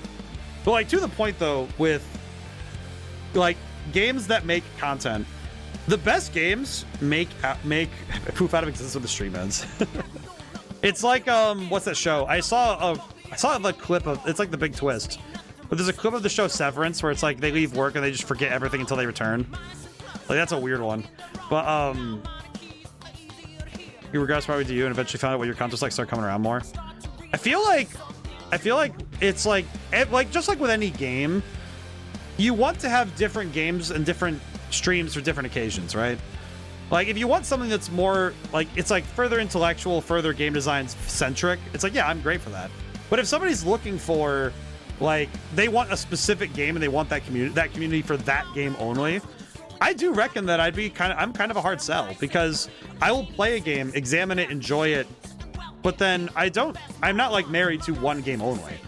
And it's been very true that it's like, I won't stick around for games, even ones that are like, that could be played essentially eternally. But I do think that, like, games are the same way though, because some role-playing games I have seen that wouldn't fit everybody. Like this game, for example, for people who have, like, God forbid somebody with arthritis tries to play this game, throw your wrist right out trying to mash buttons, dude. Like, this one would be a hard one to play if you have to mash buttons and your hands aren't great for it. This would be a hard one. Like, I don't think I would recommend this one to somebody who is not great with the very action and reaction-centric gameplay. But thankfully, this game does have it seems like the game has a very stalwart group of fans that enjoy sharing that time. Saving your strength for the main event. All right. We are going to go around and do the optional stuff in this, because I think Suzukichi is going to be a boss fight that I'm sure is going to actually be a bit of trouble. So we're going to check it out. Scramble Crossing.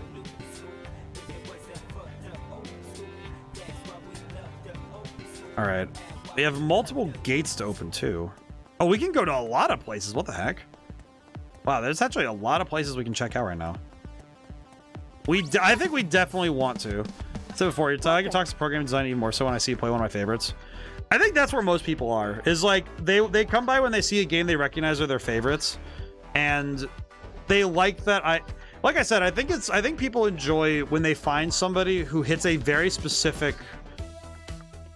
It's sort of what there's a thing. I don't know if the term is, if everybody else uses this term, but when someone says they get a yen for something, and it's like, it's a term that my mom is ingrained in me, but it's this term of like, basically it's when you have a fixin', you have a craving. It's like a craving, but mentally. It's not a physical, I absolutely must have it. It's more of a mental, I'd really like to have it. It fulfills an intrinsic want in that sense. But it's like, I think for some people, it's like there's a certain yen for certain kinds of discussion and content.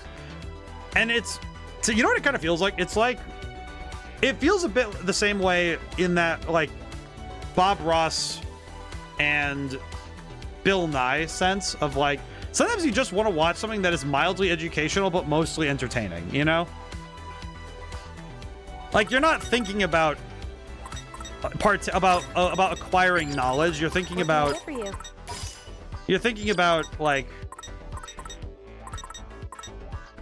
I guess the way I would put it is just like, it's like, my brain just, the train of thought just jumped. But I think it's like sometimes we get a yen for something, and I think it's good that I fulfill that in some ways. If I go into it a bit more, I appreciate the techniques for the visuals. Don't follow the storyline too much. I just have to stream what's happening if I'm even interested. It's also cool when the streamer learns something from the game, and I like finding out what lessons games teach. I also like to learn from the streamer's unique perspective on the game and on life. I think that's fair. I think that's like, well, like I said, I think for every viewer there is something different they're there for. But in some cases, it's not what they want that they get. It's the things they find and they take away, which end up becoming what they needed. And I think in some ways that's probably the best way. It's probably why I like the idea of my streams being a library of sorts, because the concept of people come into libraries knowing what they want, but sometimes they come out with what they need, you know? Sometimes you find a story or a book that you weren't really looking for, but you did find them anyway. And that is important in itself, you know? It's often why I think I prefer when I raid out to new people. Like, it's nice when I raid to familiar friends, but it's also nice when I find someone new. Like, yesterday we raided to Ramina, and I was like, oh, I quite liked seeing what they were about, seeing the way they carry their stream. And I thought it was quite nice. It's quite a nice space to be in. But I also happen to be quite nomadic when it comes to my social graces. What can I get for you? I'm sorry, lady. I'm trying to understand the BLT. Okay, I actually do want BLTs for everybody. We want the attack bonus. Yes. Oh man, that really hits the spot. I don't know if I could actually eat a BLT. I feel like tomatoes, I would just die if I eat them. But no, I think it's reasonable. Like, it's like, for me personally, I prefer to respect every avenue of the game, but I don't expect to impress that onto all of my viewers, you know? Like, I try to point out, here's what the story's doing well, here's what the game design is doing well, here's what, you know, X, Y, and Z is doing well, and here's also things that could have been improved on. But I also kind of recognize that I can't force somebody to respect the same things I do. I can only show them why I like these things, and then hope that enthusiasm will carry forward, you know? Oh, I forgot. He likes the funny burger. Big burger, Colonel. Can I take your order? Oh, she also...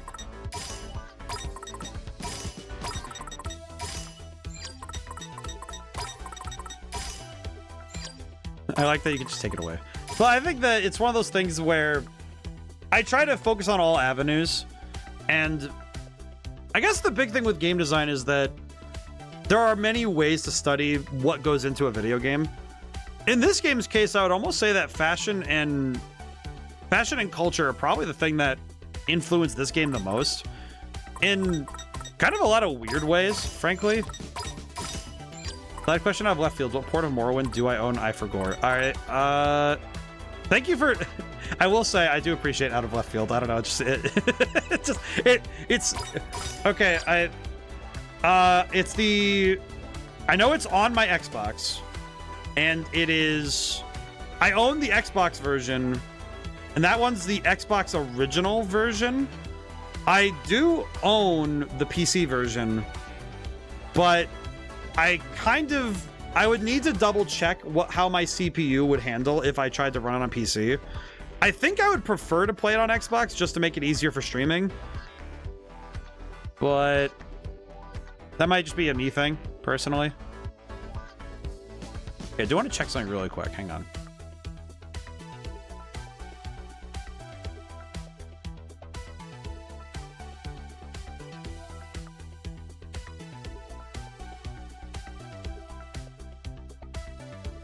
Yeah, it's not too bad. But yes, I was checking the quality of the stream. I might double check it again late after stream, but I have something I want to check at some point, but I was trying to figure out why does my boy not want to eat? But Man, I am starved. Oh man, that really hits the spot. But yes, but yes. But I think game design contains multitudes. Like I was talking about earlier about that one YouTuber I found that talks about the birds in video games. And it's like, it was one of those things that I didn't really consider, you know, like considering the concept alone of, oh, how interesting it is though that that there had to have been some level of thought into how birds are implemented and like the actual design, the species you chose to design them after, that sort of stuff. You know, it's one of those things that I don't think about too much, not that often really, and seeing somebody go into such deep detail on it was quite educational. It's really cool. I like their, like I said, I hope more people check them out because On the Rend is very cool. I thought it was very neat. Definitely one of those YouTube channels that I imagine more people will check out as it goes on, because their first video was Skyrim, and it was, I said it before, I'll say it again. All it did was remind me that Skyrim's, God, Skyrim's design, man. Let's see. I feel like the only downside with this particular pin, like with the psychokinesis pin, is that I don't really know how I'd control it well. It could be really good, but I feel like it would be very hard for me to control it at the same time. Could try it. Gotcha, because when you play it, a lot of the time the spot I like to show you in the PC version may allow for coordinates. I see. I mean, either way, it might just be one of those things where if you know where it is on the map, then I could just like, if it doesn't have, I don't know if Morrowind has markers, but it's like I could just move towards it. It's not like I would be unable to navigate. And if nothing else, it could also just be one of those things where if I get, it could be like a radar thing where if I actually run into it on accident, then you could just say, "Oh yeah, you found it," which would unironically be funnier. I feel like. Let's see. Let's try it. Let's see if this works. Hang on. I'm gonna wait. What does this guy want? What do you want, sir? Whoa. That ain't important. If you want past me, what the heck is that thing? Erase 5 big band frogs around here first. Big band frogs. Frog? There's an interactive map online too. So it'll probably be more than enough that I can navigate on my own. You know, despite the fact that I make fun of my own ability to navigate areas when we're streaming, I'm not actually that bad at navigation. I just don't. It's one of those things where when my brain is in what I like to call mental jogging mode, I don't actually work I don't work at 100% much of the time. Like on stream, I think you guys will end up seeing like, I will be like working at like 70 to 80%, I would say. I think that would be a good estimate as to my brain, how my brain works. But it's mainly because I need to divide mental resources to seeing chat and responding, making sure that OBS is working, and playing the game. And if I ran all of those at 100%, I would tire out too fast, which has happened before. Especially early days of streaming, I was not very good at being able to multitask in that same way. And that's the sort of stuff that you build up the stamina for, but one of the things that helped me maintain that, like, you know, build up that skill was learning how to jog. Like, I do the mental jog before, but applying it to stream is a different sort of skill. But the big thing with it, for me personally, was also that it's one of those things where it's also nice for me to slow down. You know, it's like, okay, I won't run at things full tilt. It's funny, too. Actually, I think OBS has any issues. So knock on wood, brother. Thankfully, we're good. But the big thing, for me at least, is that I would say one of the big things for me personally, too, what is also the fact that when I'm streaming as well, one of the things that I also think about is that since I'm talking, I was only bringing it up because I wanted to avoid spoilers. The interactive map actually can bring up webpage for everything. I see. But I guess one thing I think somebody could reasonably see when I'm streaming, the less I talk, the more focused I am, right? And generally what happens is, it's kind of like the Spider-Man effect, where if I shut up, that means I am absolutely not I am not like fooling around anymore. It is very much. I have exited jogging mode. I am now going to I'm now going to demolish what's in front of me. It's kind of like whatever's got my attention clearly has like all of it, you know? I think this has only happened a few times on stream. I think one of the big ones I can think of, I think I went quiet during certain boss fights in some games because I had to do calculations and such. I think it's especially if a game requires me to calculate things mid-fight. Perfect calculations deliver perfect results. I will say the psychokinesis is pretty good. It does a lot of damage, at least. Honestly, it's not as big a adjustment as I thought it was going to be. So that's not too bad at all. We can definitely do more of that. That's fine. Oh, can we buy more stuff from the book lady? Pretty book lady. Welcome. Do you have more hints for me? Are you looking for something? Oh, blue noise symbols contain tougher enemies than the ones you find in red symbols. Let's see. Orange appeared during scramble slams. Guaranteed to drop pins. Some pig noise are immune to certain psychs, so strategy is key. Let's see. Okay. The art in the Utagawa backstreets is a reflection of the wall you've tagged in the graffiti section of the reflections menu. Oh, wait, that's how it works? Yo, wait, actually, that's sick. Have a nice day. That's how that works? I didn't even realize. Wait, hang on. We got to go back there and check at some point. So it's actually using the artwork from the records thing. Yo.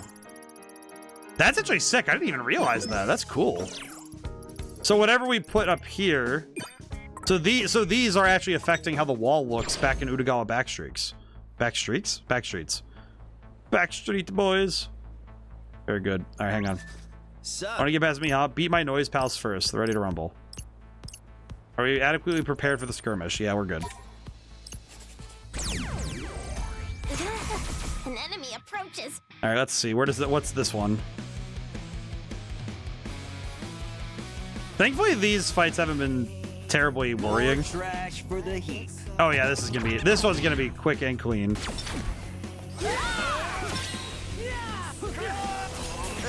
Could have gone worse. You think so? Winging around. You got the. It's over. Just swing. I don't know why it is kind of silly to swing around the. It is kind of silly to swing around stuff like that. But yeah, I do think that with. I feel like the wicked twisters are on top. I feel like some games though with like map spoilers, I don't know if I'm ever that worried about it, but Okay. it's funny because I feel like Morrowind. I feel like Morrowind and Oblivion. I feel like they're two games I just save nothing to memory. Not even because not even because of like any preference to the games. I think Morrowind, the only thing I know for certain is I know about. Gotta focus. Wait a minute. Is that a guy or noise? Hang on. A guy or noise? Is there people to help here? But where?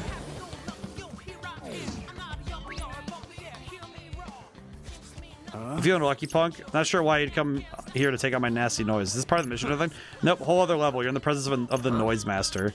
At least that's what someone will call, everybody will call me someday. We're kind of in a hurry today. Pretty busy trying to take down the Reaper, the Roombringers. I want to test your might against my nefarious noise then first. Give you a prize if you win. Yeah, sure. Oh. Say hello to my little friends. Oh, two different movie references. Say hello to my little friend and you feeling lucky, punk. Interesting that he references two different movies from very different movies, but... Let us tread carefully. Okay. Oh my god, that's the bus. Plus thy humble contribution. Get the bird. Get that stupid bird. I miscalculated. hit him with the Nissan. Let's keep it up. We're on a roll. Hit him with that Toyota. What's it? The 1985 Nissan shitbox. It's my one swear this stream. I'm gonna use it. You have my thanks. My one swear in the stream, and it's my favorite joke from superhero movie. It's my favorite joke from superhero movie. It's a parody of Spider-Man, like superhero movies in general from the 2000s. If you ever have the chance, superhero movie is really funny. It's like, it's so of its time, but I love that some of the jokes in that movie are just universally funny. I think my favorite one, the one I can think of off the top of my head. Get strong like Kubo. I get strong to sound like the Kubo I know. Like sleazy middle-aged, not exactly role model material. He right. But the one I can think of from superhero movie, there's that bit where the main villain, he pulls out the blades and he's like, titanium blades, they cut through diamonds. And then the main guy's like, I'm not wearing any diamonds. And it's like, what a God, I wish it's the kind of joke it reminds me of. God, it's like I love jokes like that where it's just let's just hit the. What's the dumbest thing we can say? Press B when you're sent flying to regain your footing. Hey, that's a good one to grab, actually. An actual technique to grab. That's actually really good. We haven't gotten a new technique in a while. That's pretty good. But I think this game, I feel like it could have been done better. So far, I don't think I have anything I would say could have been done better. I think because this game really is translating the ideas of the original The World Ends With You to full 3D rather than the simulated 3D that they were doing in 2D in the original game. And I think they did a pretty bang up job getting that translation. And I don't think there's much they could have done to really change the gameplay without it feeling like you're ditching certain aspects of the core of this game's design. At least that's my understanding of it. Gotta focus. Oh, you know what? I just realized I should check the social network because are there any other people we can find in this day in particular, actually? Because if we can make any more big connections, that would be huge. Nope. Okay, we're good. But I think so far, I think the only thing like it's an artistic complaint, not really a technical one. I think some of the visual for the buildings doing the warping effect, I think some of that could have been toned down a little bit so it doesn't cause that motion sick feeling that some, like me and Nahamaha both had a reaction when the buildings do too much of that tilting feeling. Because it's very hard to look at that for very long. Answer my quiz if you want to go further. This quiz is for the boys with the booyah in their system. You got to know your stuff. You kids are going to love it, trust me. And I'm in a hurry too, bro. We can blast right through if you kids know the answers. But you got to get all 3 right in order to pass. Are the terms of this quest non-negotiable? Sorry, girl, no substitutions. Are you ready or what? Okay. Among the following 3 areas, which can't be reached directly from the Scramble Crossing? Spain Hill. That's easy. Oh. Question 2. Among the 3 shops, which is not located in Scramble Crossing? Dunbury Town? Yeah. Dunbury are to die for. Final question. How many crosswalks are painted in the Scramble Crossing? Oh, shwish. MC needs a scarf. You know what? I feel like it's like my primary, like, it's funny too because I don't even think I had a character with a scarf in Madman's Dice. I did have somebody with some fleek jackets though. Oh my god, I just felt the age in my brain just like went, what did you just say? And I just realized that's slang from like 2012. Oh my god, that just hurt. On fleek used to be the term for saying you're on point, which is the phrase that was the drip. Now it's drip. I liked on point. Looking on point felt nice. And on fleek was fine. Funny that one came out. Why is that? Oh, that's a weird term. I mean, I did learn multiple quote-unquote dialects of English, and one of them was inner city, so I at least learned some. I learned some things. Okay, I'm avoiding the problem here. How many crosswalks are painted? Yeah, I want to say 8 just to blast it, but I don't think that's correct. I don't think I actually know. I think 8 is too many, 3 is too few, so There's a video on YouTube about how the word cool will probably last a long time by a linguist PhD. Well, that's because cool, I think cool is one of those ones where it just always works. 5. Okay. Bingo, you got this. Hey, Saber, you got them all right. Head on to Shibuya Ikari. It's my pleasure. I honestly thought I was got nothing to do today, but I heard there's 2 whole teams on the prowl. Things haven't been this busy in a while, but Shiba's loving it. Shiba, such a shame though. You guys did only so well to end up in 2nd. You decided our defeat is inevitable. Thanks for the memories this week has been real swell. I want to get to you. This isn't over yet. Okay. I feel like the word cool is going to be one of those ones that sticks around though. It's pretty. I don't even think it's just because it's a easy word. One of the reasons it's cool is a sensory word. Yeah, because it has many different meanings. Gotta focus.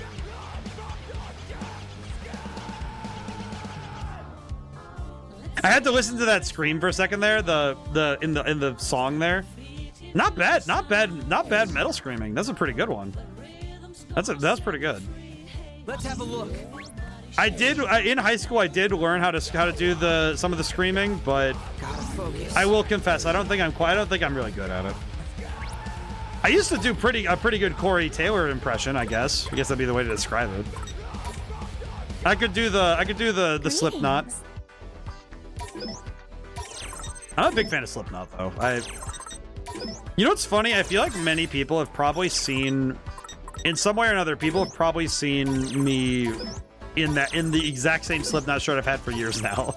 Because I got one when I was gonna go see. I went and saw them live and with a buddy, and I got a shirt for the occasion.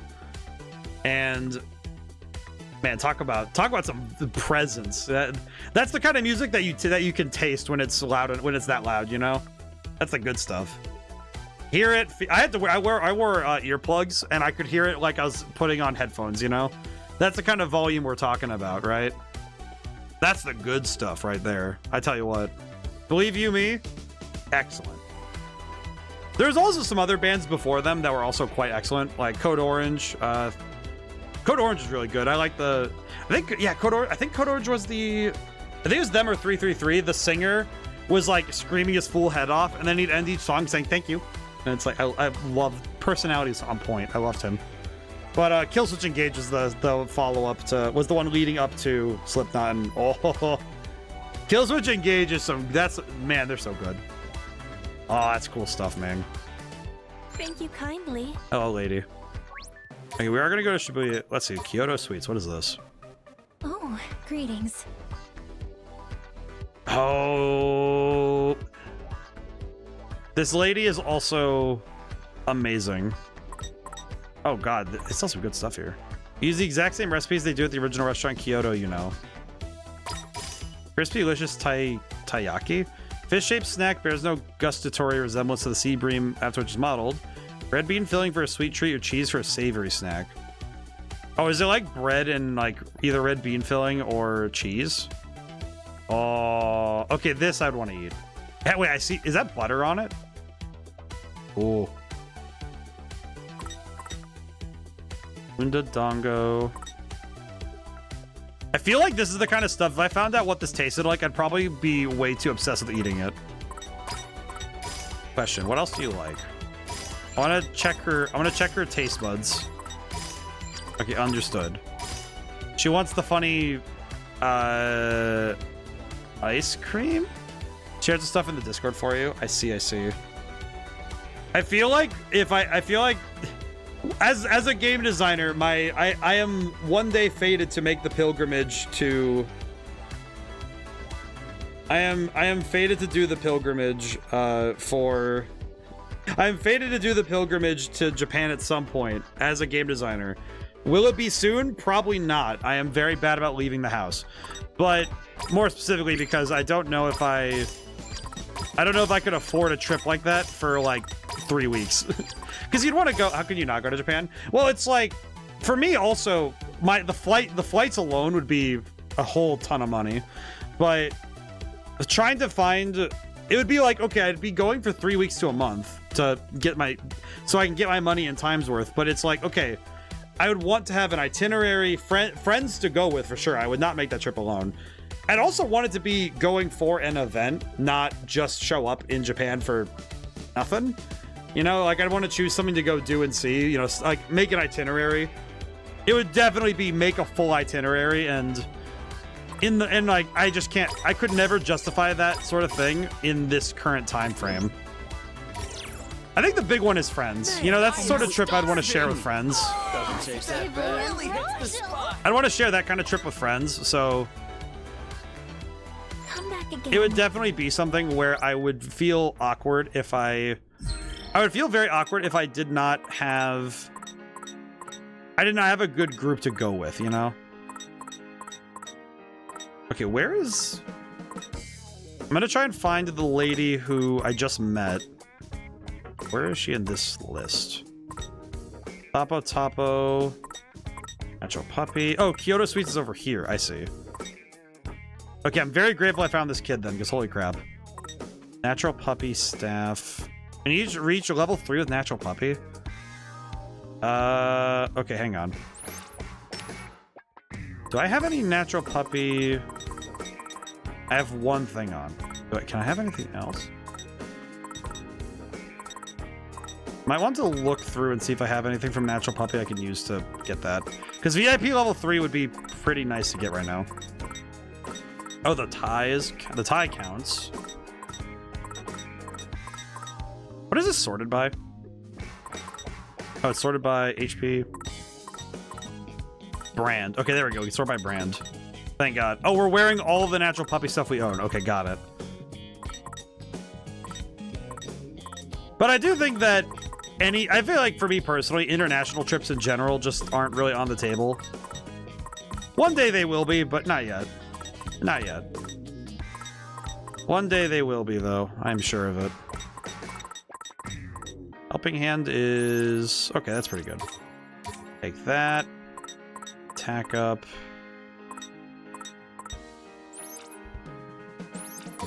Honestly, that's pretty good.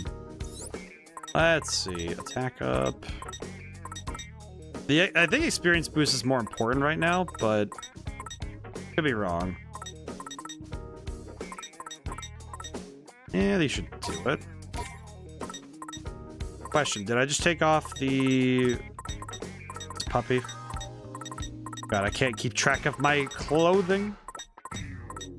I know, these are the Natural Puppy clothes. Got it, okay. Let's see, anything else in here? We can wear this, but it's fine. Nice. First, wait, what does First Blood say?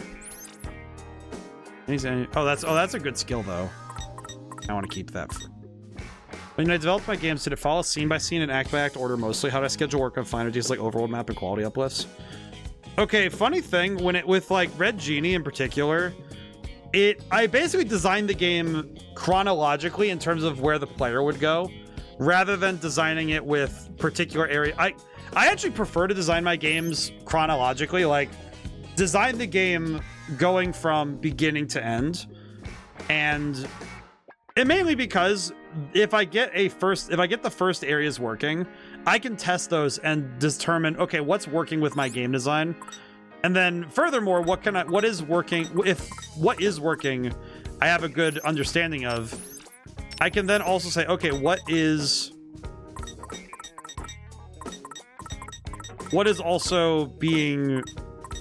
influencing that working the way it does, right? And sometimes I'll make a cascading change from one level and it goes through the rest, and that's better personally. But it also means that as I get better at the game gets better, because as my flow gets better, my work increases in quality. And then when you say schedule work on finer details, I actually tend to do revision processes in the middle of my projects. Like with Red Genie, it was midway through, right about when I'll talk with specificity to the game itself. I think it was right about when I finished Inen, which is the second area. It's the second large area you go towards. Like you go to the left side of the main town, and you go on those roads. That particular area. Once I did that, I actually went back through and checked not just the main path, but the optional stuff on the sides. And by doing those checks at the same time, I kind of found that that sort of stuff actually did help. It helped me kind of get a grasp as to what I was doing. It's nice when the thing you're working on doesn't cause too much cascading effects or blast radius. I actually think that it's fine when it does, because if there is something that really needs changing and it comes up, you know, it can come up at the final hour, but it's good to know. It's better that I run into that sort of thing. It's the sort of thing that actually is probably actually quite good for that to happen, in my opinion. But that's just because I think if you find something that causes something like that, it's probably good you ran into it, you know? Like, it's the sort of thing where running into it at that point is better for you, because by running into it there rather than, you know, in your last hours, then it's like, okay, good. Those explosions will be worth it, you know? Let's have a look. Gotta focus. Further than engaging rings costs 3 months salary, but does that before or after tax? Does that include consumption tax? What? Poor guy. What's down here? Seems I'm beset by more insolent fools. Sure, you haven't come to request passage. Actually, we have. Why? Well, your wicked twists have failed to ascend beyond second place. Perhaps precisely why you've come. Why is that? You have set yourselves a very most lofty goal. Do not halt your progress, but on one condition. Erase the noise I unleash upon you. Let I test your strength. Yeah, sure, this should be easy. But I think with some games, that cascading check, those cascading checks are very good if it's something where, okay, this change will be fundamentally better for the game, right? Those are good, because finding those means that you found something very, very important and very helpful.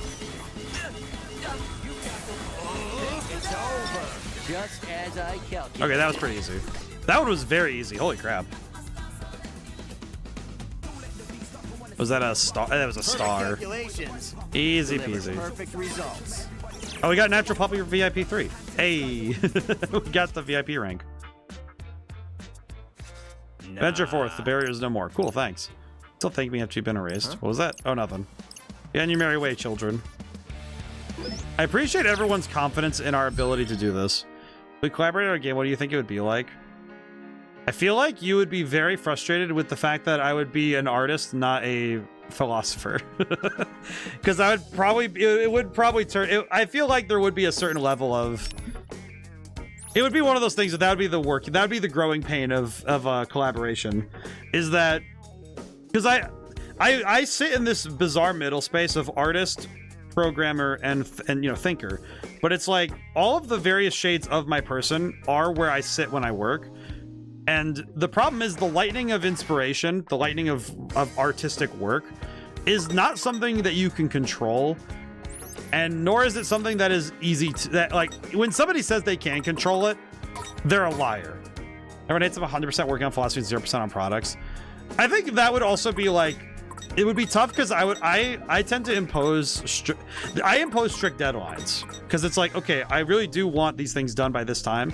It's actually why my current slate of work with this part-time job has frustrated me so, because there are very few strict deadlines, and it is very hard for me to swap from game design to writing to game design to writing. So it's stalled me up a bunch. But when I'm the only one planning a project and I have nothing else getting in my way, I'm pretty good about, I mean, the last couple of years I've been pretty solid about meeting my deadlines, so. But it is exactly that sort of thing, though, that I tend to be, if I expect something done, I do tend to be pretty, I'll be honest, I tend to be kind of annoying about that.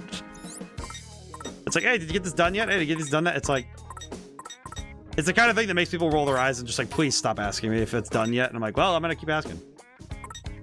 I need to know if it's done yet. I gotta know. Truly the agony of the century. But I imagine for most people it would be a major adjustment.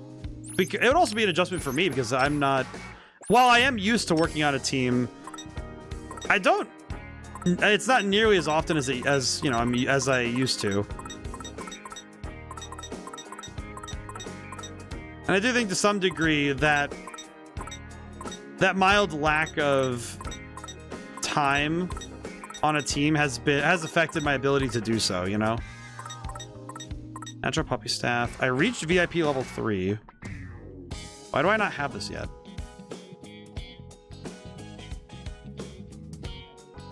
Oh, do I need to go back to the store? Is that why? Expressway underpass. Oh, weird. I don't think we ever got to go here yet. Interesting. Why are we here? Why is he here? Look who's here. Thanks very Mochi. Interesting. What do I need for this? Tektite 5? Okay, I need to buy more Tektite. See you around. Interesting. Can I get more Tektite to get this then? Let's have a look. Whoa. Interesting, to say the least. Gotta focus. Let's have a look. Mostly just scanning around to see if there's anything else going. Oh god. Mostly scanning around to look for things, but maybe we can find some new noise out here. We might be able to get some new noise for the encyclopedia, so might as well see what we can find.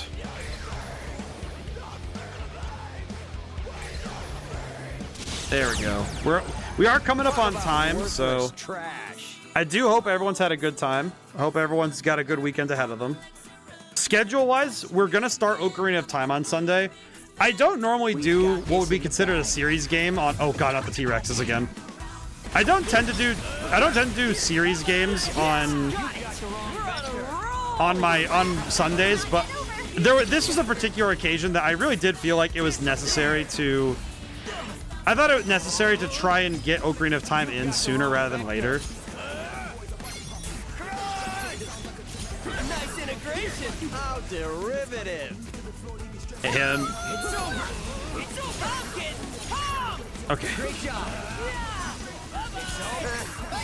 Okay, get him. Underestimate me. Ooh. You got Okay, T-Rex down. I do like this battle zone though. This is pretty sick. Giant open expressway. It's pretty sick actually. I feel like Japanese highways would scare the crap out of me because this is a lot of open. This is a lot of open pavement, dog. That's a lot of open pavement, man. We're on a roll. Maybe it's just me, but it's like it's one of those things where it's like, oh, that's a lot of. Ow! Can I please? There we go. There we go. Just hit the enemy with a bus. It'll be fine. Trust. Just hit him with the bus. Okay, we got this. All right, we're doing. I feel like psychokinesis is definitely turning out to be better than I anticipated. Follow my lead. Gotcha. It's over. Yeah, I think this might be. I think this combination might be one of my favorite combos we've had so far. Japanese crosswalks scare me. Is it like American stuff where it's like even if you look twice before crossing the road, you still might get hit? Because I know in America it's like you look both ways on red and green lights. Truly, genuine fear in your soul for when you cross roads. Crossing the road is truly one of the most insane hazards to humankind. There we go, easy peasy.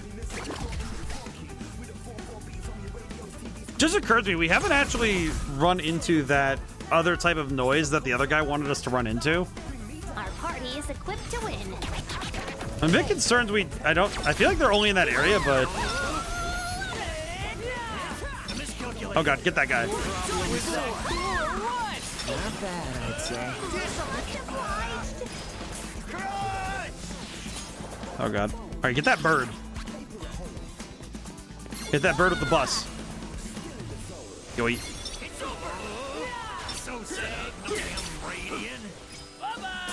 We only one more guy left, huh? Oh god.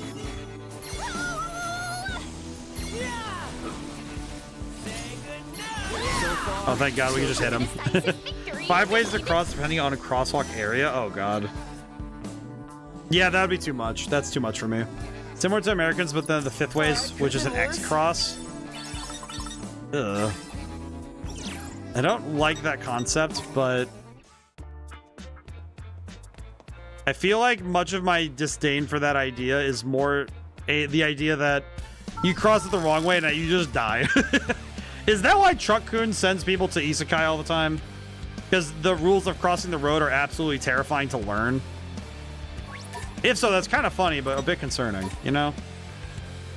Oh, greetings. Do I want...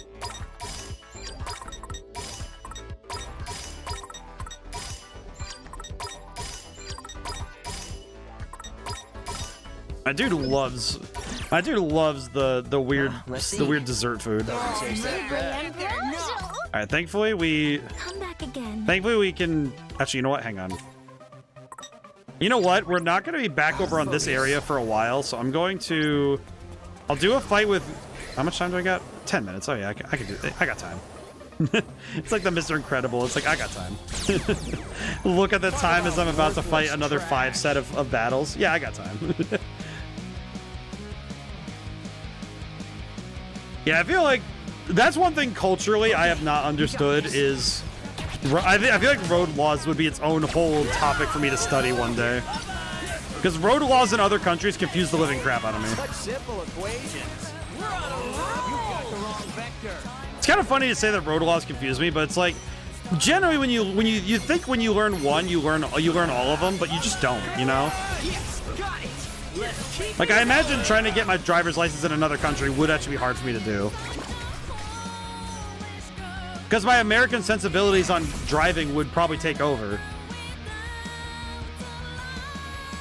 We got this in the back. But I think that's also a reasonable assumption for how people deal with the world anyway, is that that your culture version will be the thing you start with. Oh, get that bird. Where's that bird? No, I didn't want the frog. Frog is not my enemy. Ow, the freaking bird, get him. I want this bird annihilated. I want this bird annihilated, please. Early Truck-kun examples include Astro Boy and Yu Yu Hakusho. Okay, funny thing about Yu Yu Hakusho, I do know some of that stuff. I feel like Yu Yu Hakusho is so funny because it's like it's the first shonen version where the truck is the inciting incident. I don't think any other shonen anime did that yet. Victory is all but Or shonen manga, rather.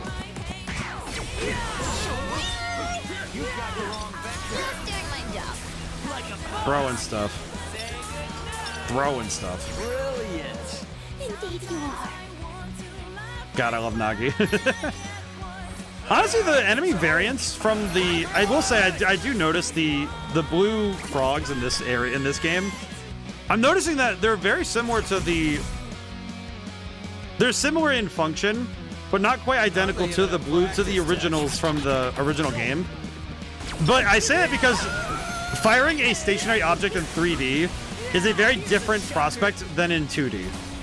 Because I feel like it was actually easier for those bubbles to hit me in 2D because I wasn't quite able to gauge the distance the same way. And I feel like in this game they're actually kind of easy to dodge. But maybe it's because there's more room for them to miss in this context. I got frog. At least these frogs jump faster. Look at that. Closer look at that meme. That's a good frog though. No sweat for Fred. Okay, get that bird. Get him. What happened to that shark? I launched him to space. Oh, we dropped the beat. God dang it.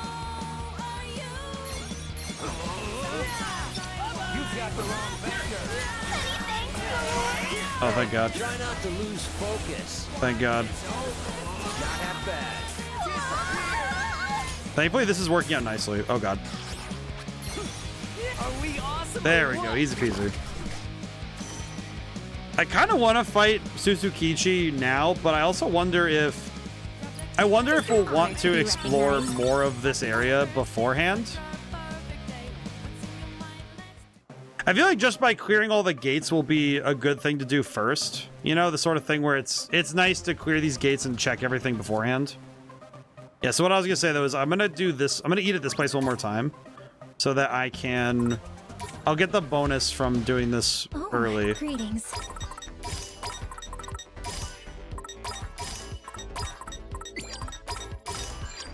Okay, this one might be good for Fret actually. And now we feast. Man, I am starving. Positively taste that and bad. Oh, Excellent. really All right, hits cool. the spot. All right. Very good. Very good. Okay. We have some time yet, so I think real quick, like while I'm thinking about it, let me grab. Okay, so we have this now. So this is done. It says we reached VIP level 3, but we haven't. We can't get this yet, so I think we have to go back to Natural Puppy, which I straight up forget where that store is. Which store is it again? Which store has Natural Puppy is the question. It might be Tipsy Toes Hall. Oh, I haven't been to Center Street yet. Shepherd House, Donfang. Wait. Natural Puppy anywhere else? No. Okay, so it's in... I think it's in Tipsy Toes Hall, so I should have to go back there. Okay, we're gonna run back there really quick. I think we'll get this... We'll do this shopping, and we'll finish this up, and then that'll be the end of stream today. I think that'll work out nicely. Because that'll be one more optional thing that we can do that will be out of the way. Okay, I need to remember which way I'm going. I'm going to Tipsy Toes Hall. I know I need to avoid Susukichi's boss fight if I'm going to do that, though. We're going to go that way. Oh, that's right, this guy. This guy, I don't think we can still go through this way, so I think we might have to go around, maybe.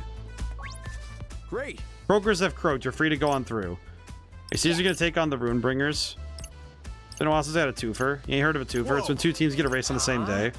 Well, duh, what? You disagree? Sure do. We're in it to win it. Watch out, people. Hot stuff coming through. Joking. But I like you, kids. Best of luck. It's been a while since I talked to some fresh blood. I love the enthusiasm. See you, kids. My Jerkdar's going crazy right now. I feel like... Oh, hey. A new chain? Looked into writing or game development or music writing, created chat groups. I'm sure Itch has a developers community. Maybe there'll be things to learn from what others work on. I feel like I just haven't found... I haven't found my people yet. I haven't found the people that I jive with yet. I think it's mostly... I think more so... Thanks. Come again soon. I think it's more so just me having not found the people I gel with. Hello there. Farewell. And I think some of that is just I sometimes observe from the outside and I'm like, I don't know if I can join. Well, howdy. Y'all come back I don't know if now. I would join the community full sail like that, you know? Guess it depends, you know? Let's see. Got challenge you guys. Top off your outfits to Topo Topo. I don't have any.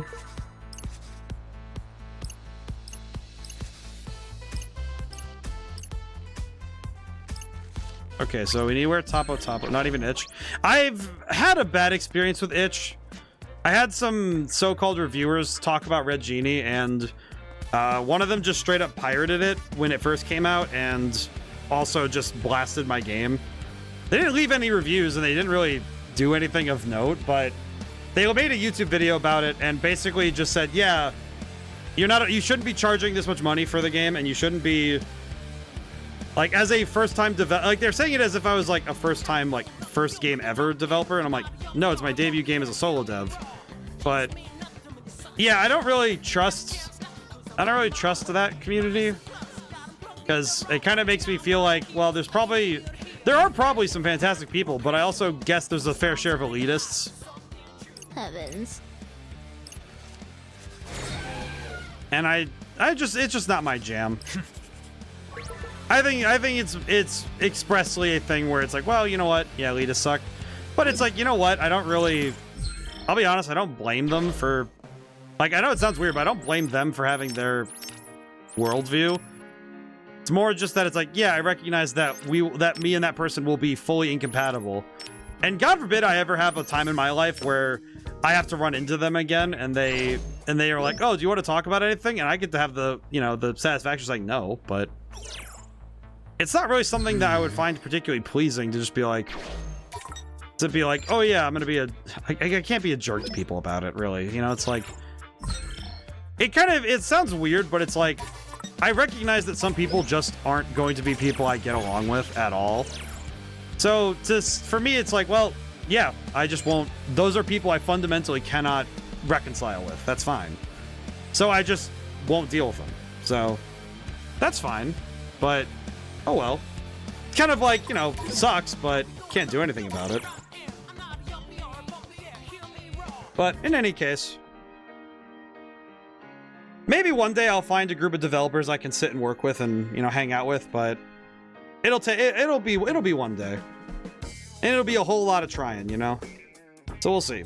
All right, so thank you all for coming by. This will be the end of stream.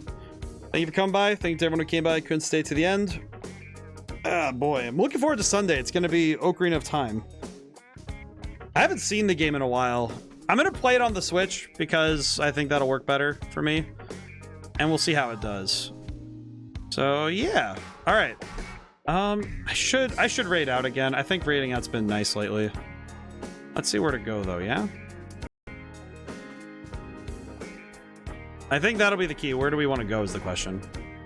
Ba-bum, ba-bum.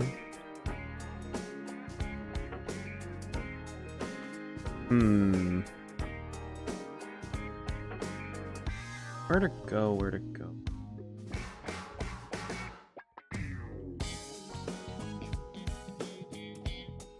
Fair number of places to check out, eh?